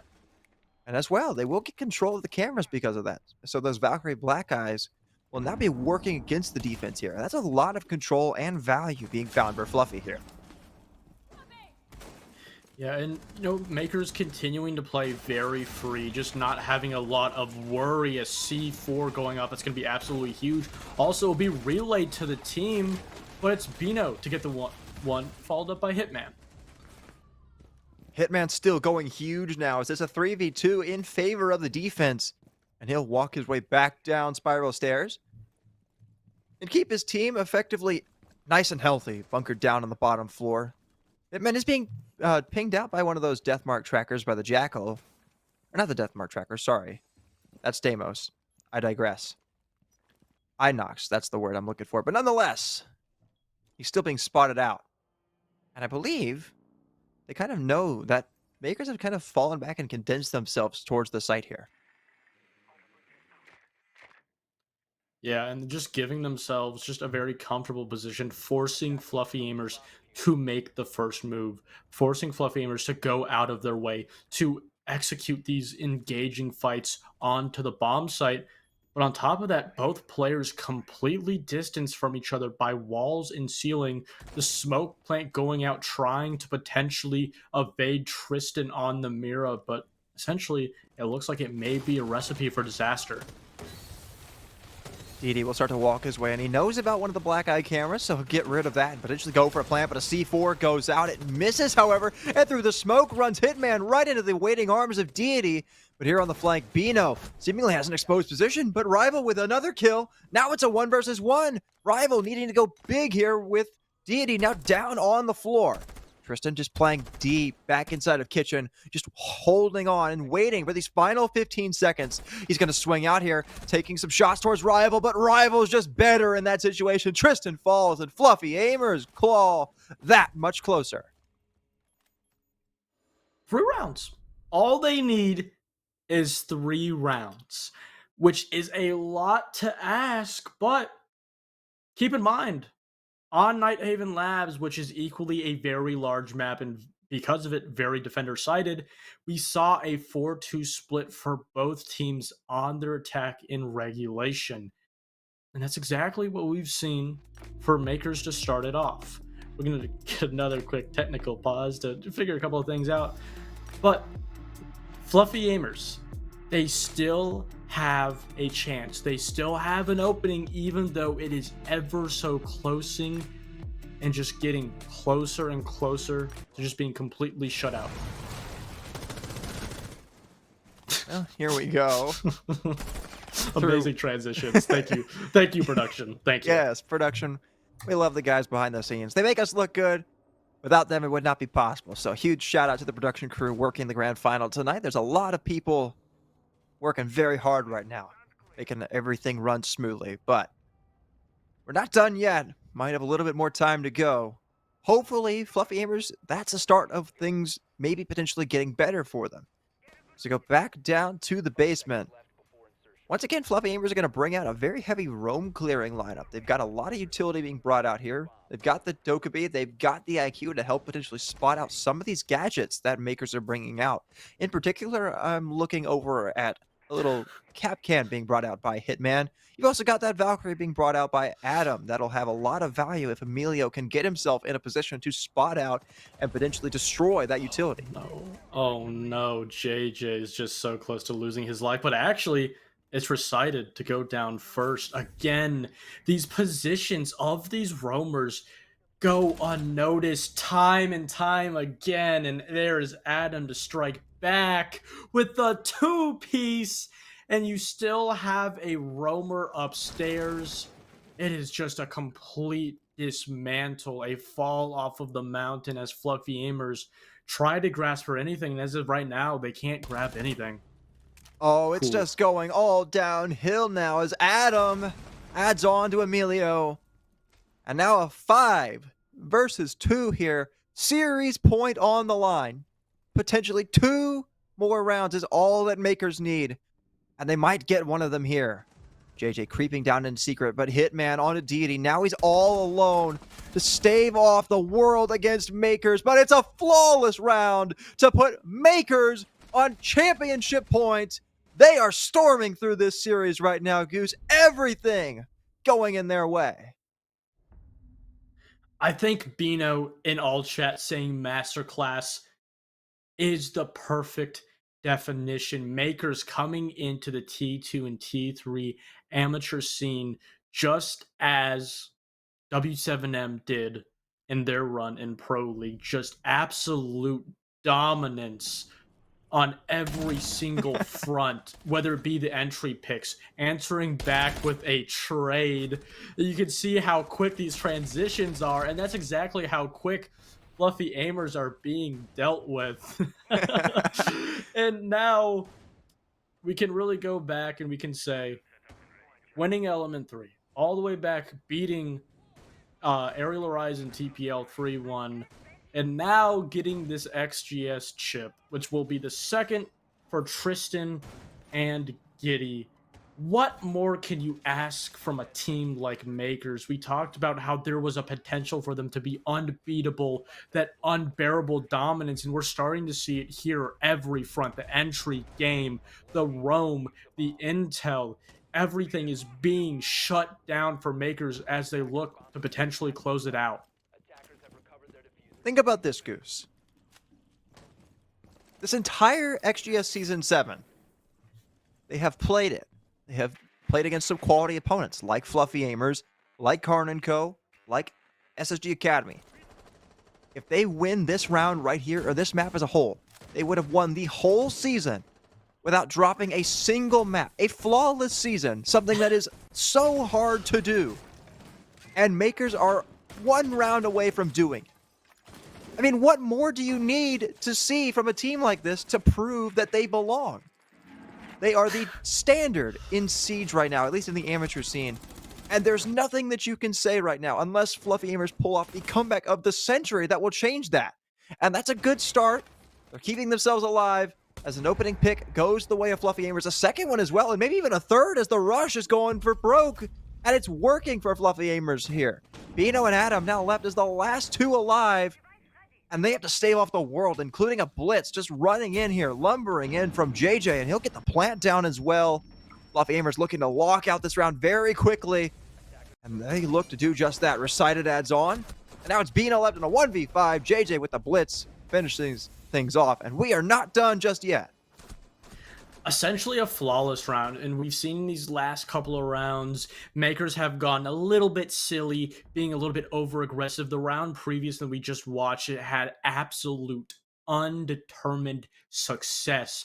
That time around, Fluffy Aimers were more than ready to punish those overswings, those over-aggressive roamers, trying to get dirty, trying to get away with a robbery early in that round, but rather it turned into an opportunity for Fluffy Aimers to open up that entire round and put them just 2 rounds away from giving themselves a chance to stay in it all and deny that flawless entire event from makers that we have been building up. But again, on the attack, going back to the exact same bomb site, makers understanding every aspect of their mistakes, knowing every tiny pixel they need to change to close this out. Again, it will be up to Fluffy Aimers to push that aggression, to continue to upset and hold that tempo and make makers run themselves on the back foot. Attackers are moving to defuse a bomb. Fluffy Aimers still alive, still kicking, trying to claw their way back into this. They've got the Deimos. They've got a lot of utility in this round. I really actually love this lineup that they're bringing out. But the really big problem that I see is something that's been starting to show its face, particularly on this map, is the smoke and the Goyo once again being brought out here, this time by makers. And like I talked about last time we saw it, I love the duo of all the time wasting that you get from the Vulcan canisters and the Toxic Babes. Some sort of execute strategy like this that Fluffy Aimers are hinting that they might want to go for will be greatly foiled by those 2 operators. That Flores drone that is looking to take out that utility that denies the space taking on that top yellow position is just going to be shut out. And the answer for taking this off is going to be these Yin Candelas. JJ, again, pushing himself on the front lines, making sure he's the very first player that meets makers when it's needed. And it's Giddy to shut him down. Ying off the board first. That is about of a crucial blow as you can take if you're Fluffy Aimers. That's your primary leader off the board and one of the main spearheads now gone. So now with half the round to go, the potential final minute and 30 seconds for Fluffy Aimers if they cannot pull out some sort of miracle here. Rival down below on the hunt, looking to work his way up here. Let's see what he can do. He's got a nade and potentially get rid of one of those Banshees and maybe look to take a fight with Adam. And Adam, however, does seem to have some sort of idea that JJ is coming from here. He'll actually look to reposition, however, as Giddy is actually the one who's got the Deimos' attention. Maybe Adam's unknown here. I'm not exactly sure, but no, through the little long desk, Rival with a nice shutdown on Adam. Another kill for Emilio. Where's this Fluffy Aimers team been? They're just springing into action. And now with the man advantage, they look to take control. Just 3v4. They still don't have access, but an opening from Bino gives them a chance to shut this out. Oh, but he's shut down quickly by Deity. Now Tristan in a 1v3 with the game on the line, the championship on the line. Emilio attempting the plant. And he's got to go big here. A lot of work to do and not a lot of time to do it. The good news is that he doesn't have to worry about the Deimos at all. No more Deathmark trackers available for him. But he does know about at least one player out on the balcony. He shuts down Rival. Now a 1v2 with still 30 seconds to go. But he has to move quickly here or he'll risk running out of time. Does seem to know about another player, but Emilio's there. And Fluffy Aimers with 2 rounds in a row are looking more alive than we've seen them in quite a few rounds. And they send us within 1 of OT. Take your timeout. I think this is the point where you can take your timeout if you are makers. You can shut it down here. But also, you got not only 2 more laps or maps, perhaps. That is if Fluffy Aimers can even get past Skyscraper. It just reinventing the wheel with these transitions. Absolutely flawless. But again, Rival, Emilio, these are the players that stepped up into the spotlight, created those positions, shut down those players, created a pathway into the site, paired with probably a couple of calls from JJ himself. But now, going on to what could perhaps be the last round of XGS Season 7, Fluffy Aimers attacking the basement bomb site. They look to clear out, first of all, this extended run, whether it be all the way over in server or up by tellers and backside. They need to make sure that they deal with these problem player in positions early on, just like they have done time and time again all those series ago throughout playoffs and group stage. They need to make sure that they play their game and they don't give anything to the way of MKERS. They were down 5-2, now 6-5. The attacks have been very much the strong suit throughout this series. Both sides have very much been enjoying the attacks, but a C4 onto Deity nearly nets that kill. Still 6 HP remaining for the Ram. That is a big miss there if you were not able to finish off Deity's life there, because he could still use those boogie drones to have a lot of destruction up above inside of Piano if Fluffy Aimers can negotiate that space for their own. Rival's looking to start doing that as he's walked his way in up above on the top floor and starting to work his way towards yellow. But he'll have to worry about Giddy inside of Exhibition, because if he doesn't clear him out, they will have no opportunity to actually use any of this utility. Giddy toying with his life, paired with those 2 cap can traps on those doorways in Piano. This is more than going to be known. On top of that, trying to potentially get a C4 off. This is a position that he's essentially going to play until he dies. He understands his role. Tried to get the Ram, but with it, he gets the player themselves. What little bit remained of Deity now gone, and still no vertical destruction, no impact felt from the Ram. Giddy with another opening pick in his tally. He's had a lot of those throughout this series. And another one on low HP and all. He just levels JJ with the M590. Now 5v3. Was it all for naught for Fluffy Aimers as they risk now losing it at the last hurdle? Giddy just continuing to play his position, understanding his role throughout this round of just giving a position that Fluffy Aimers need to deal with. He's on low health. He's simply going to look to take it, and he wins it! Eventually, though, Recited does deal with him, but it's a little bit too late for that one, as now Fluffy Aimers look at that 4v2, now a 1v4 deficit. It was all for naught, seemingly a close series, but at the end, MKERS are just so good. They have been proving time and time again that they are the best team in Amateur Siege, and they'll prove it once again. MKERS are your XGS Season 7 champions. An absolutely flawless series. Fluffy Aimers put up a very valianted fight, fighting tooth and nail. 7-4, 10-8 on their best map, but eventually they ran out of steam. They could only get too far. They gave MKERS a run for their money, but it was MKERS who ran all the way to the bank and eventually found the success they needed. It does not matter who you throw against them. You throw Aerial Arise at them when Aerial Arise seem to be at their peak. You throw Wildcard, a T1 team at them. You throw Fluffy Aimers, a team on the up and up that just beat 2 Pro League teams not that long ago in Wildcard Restart. And they sweep them all. MKERS. They are here, and they are not here to play games. They are here to win, and they are here to dominate. And I cannot wait to see where they continue to go, because it seems like they just get better and better through trials and tribulations, through losing Kobe Lax and Woos. Everything they do just works. Keep in mind, Packer didn't play today. Their main head honcho, the player who essentially does shot call, I believe Bino, and there's probably a lot of players not only can IGL but also have that shot call capability. But again, let's not take too much away from Fluffy Aimers. They put up a very great fight, a very great game, a very great overall showing in Season 7 of XGS. Also went to Restart. They've been building up for this roster. Even though they do eventually fall short, they had so much success on their own. And it's been shown today, even if it didn't result in a win. I mean, every single one of those maps was close. They're right there.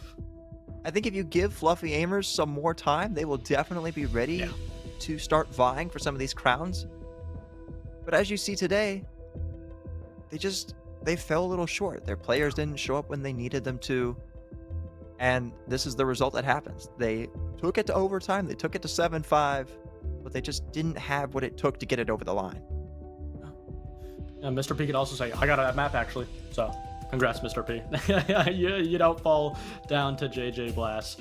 But again, it's just, I think that's the best way. There was a great semblance of an idea. That theory of siege that JJ had set up and talked so much about was there. But at the end of the day, you can only do so much against MKERS, which a lot of people, and I think today has been shown that there's nothing else for them in Amateur Siege. They are essentially a T1 level and skilled team. And I think today it's continued to just hammer that point deeper and deeper into the wood.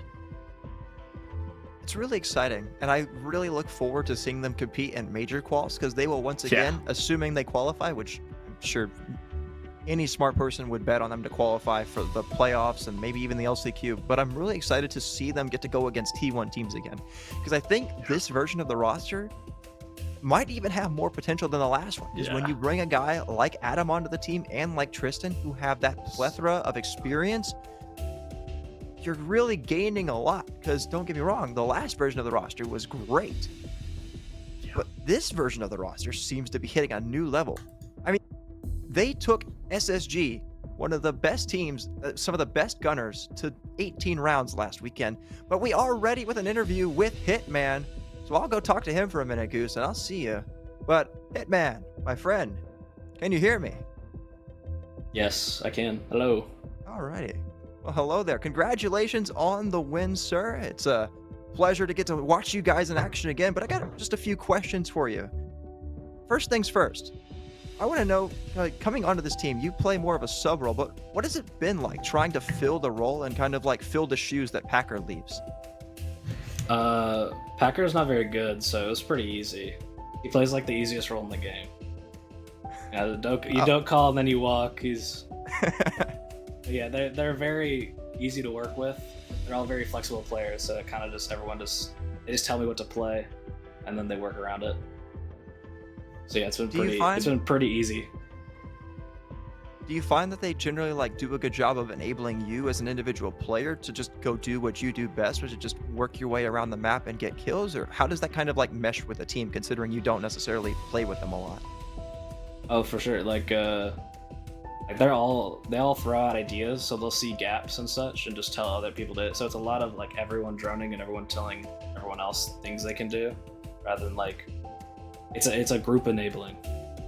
So yeah, I had a lot of good drones in front of me. I think throughout that game, another big thing, like you mentioned, you had a lot of good drones in front of you, but it seemed like Fluffy Aimers were always in the negative portion of the intel gap of the game. And I want to know, what did you guys see as a team that you guys took advantage of in terms of Fluffy Aimers playstyle that allowed you guys to so often have that early success in the kill department? We just knew going in they were going to be pretty aggressive. It's kind of their whole thing right now is they run at you. When they're man down, they just full send. When they're man up, they still peek you. So there's a lot of just being ready for everything. And Dokkaebi just shuts down a lot of defender intel, because you can just doke call and then they're completely blind except for what's on their screen. So then you can just walk. So there's a lot of just working off doke information and pre-place camps. Heading into that matchup, you obviously used Dokkaebi a lot, but was it kind of your plan to have Dokkaebi available a lot? Because I know you guys banned Montang for those 3 maps. Were you expecting that to just be up because of what you knew about Fluffy Aimers? With attackers right now, there's just always going to be something good up like that. So Doke just was what's up. But yeah, because we banned Monty because Monty is very annoying, and we know they use Monty a lot on their attacks to take space easier. So we just wanted to shut down their space taking, and it worked. Dokkaebi definitely is one of the most powerful operators in the game right now. And I think a lot of the maps, in particular tonight, you were able to utilize the Dokkaebi to great effect. But heading into that map ban phase, do you know kind of generally what the plan was for your team? And were you guys surprised that MKERS left up, or not MKERS, that Fluffy Aimers left up to your best maps in both Clubhouse and Consulate? I wasn't really involved in the map banning, but it's a BO5, so they can only ban one before we get to pick. So we just banned what we're not very good at, and then like the rest just comes down to like what's left. So they didn't have a whole lot of options when it comes to bans, because they kind of have to ban around what they're good at or bad at, and what we're good at and bad at. So there's a lot of that. It definitely makes a lot of sense, and I feel like it definitely played into your favor a lot tonight. Just seeing a maps that you guys were all very comfortable on. It seemed like you guys were playing very free, but I don't want to hold you for too long, so before we let you go, I just want to give you a moment to just say hello to everybody, shout out anybody that you want to shout out, and just take the floor. It's yours for a little bit. Thanks for the support, all the MKERS fans. Thanks Packer for not being able to be here so I could play.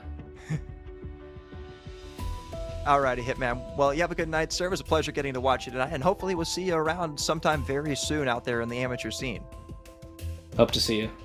You have a good night, man. Alrighty, Goose. Well, that was definitely a very, I'll say, anticlimactic series. It was very dominant from Makers, and I think a lot of things tonight just kind of played into their favor. The map bans, the overall play styles, the fact that Fluffy AIMERS never really had one of their best operators on the attack of Montang available. Yeah. It just really seemed like everything kind of shifted in Maker's way.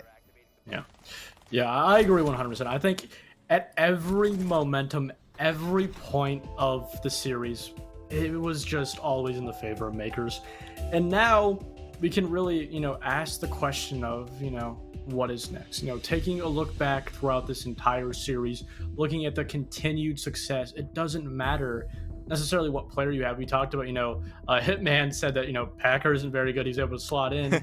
And, I think it just really goes to show you that it doesn't necessarily matter what player you slot into Makers. Whatever player they keep bringing in, it will continue to have success. And keep in mind, they don't have a coach. Hey Goose, I think you and I would like to see this. Do we see the Packer versus Hitman 1v1? Winner gets the Maker spot.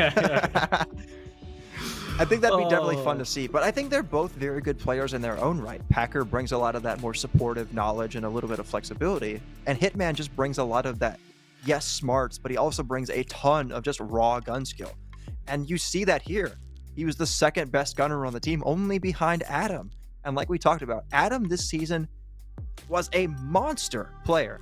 He finished plus 40 and above on kills. He was plus 40 heading into this game. And he got even better. Like, I don't even know generally what to say. It's just so much fun to watch him. It really is. And being plus 13 on your KD, 9-2. And if you look at the other side of Fluffy AIMERS, it is just abysmal. No player going positive. No one even relatively being close to going even on the entry game. It continues to show that this was completely just a beatdown, but also it gives me faith because this is a great learning experience for Fluffy AIMERS for events going further, like we talked about the Matrix Quals and even SI Quals coming back. I love it, and this series has made me even more excited. And now with that roster shift going into the playoffs and then eventually the LCQ for the next major, I think, in my opinion, this is probably the best chance, even all the way back for the first major earlier this year, that this JJ and Packer roster has to go and send themselves and prove they can really hang with the top dogs.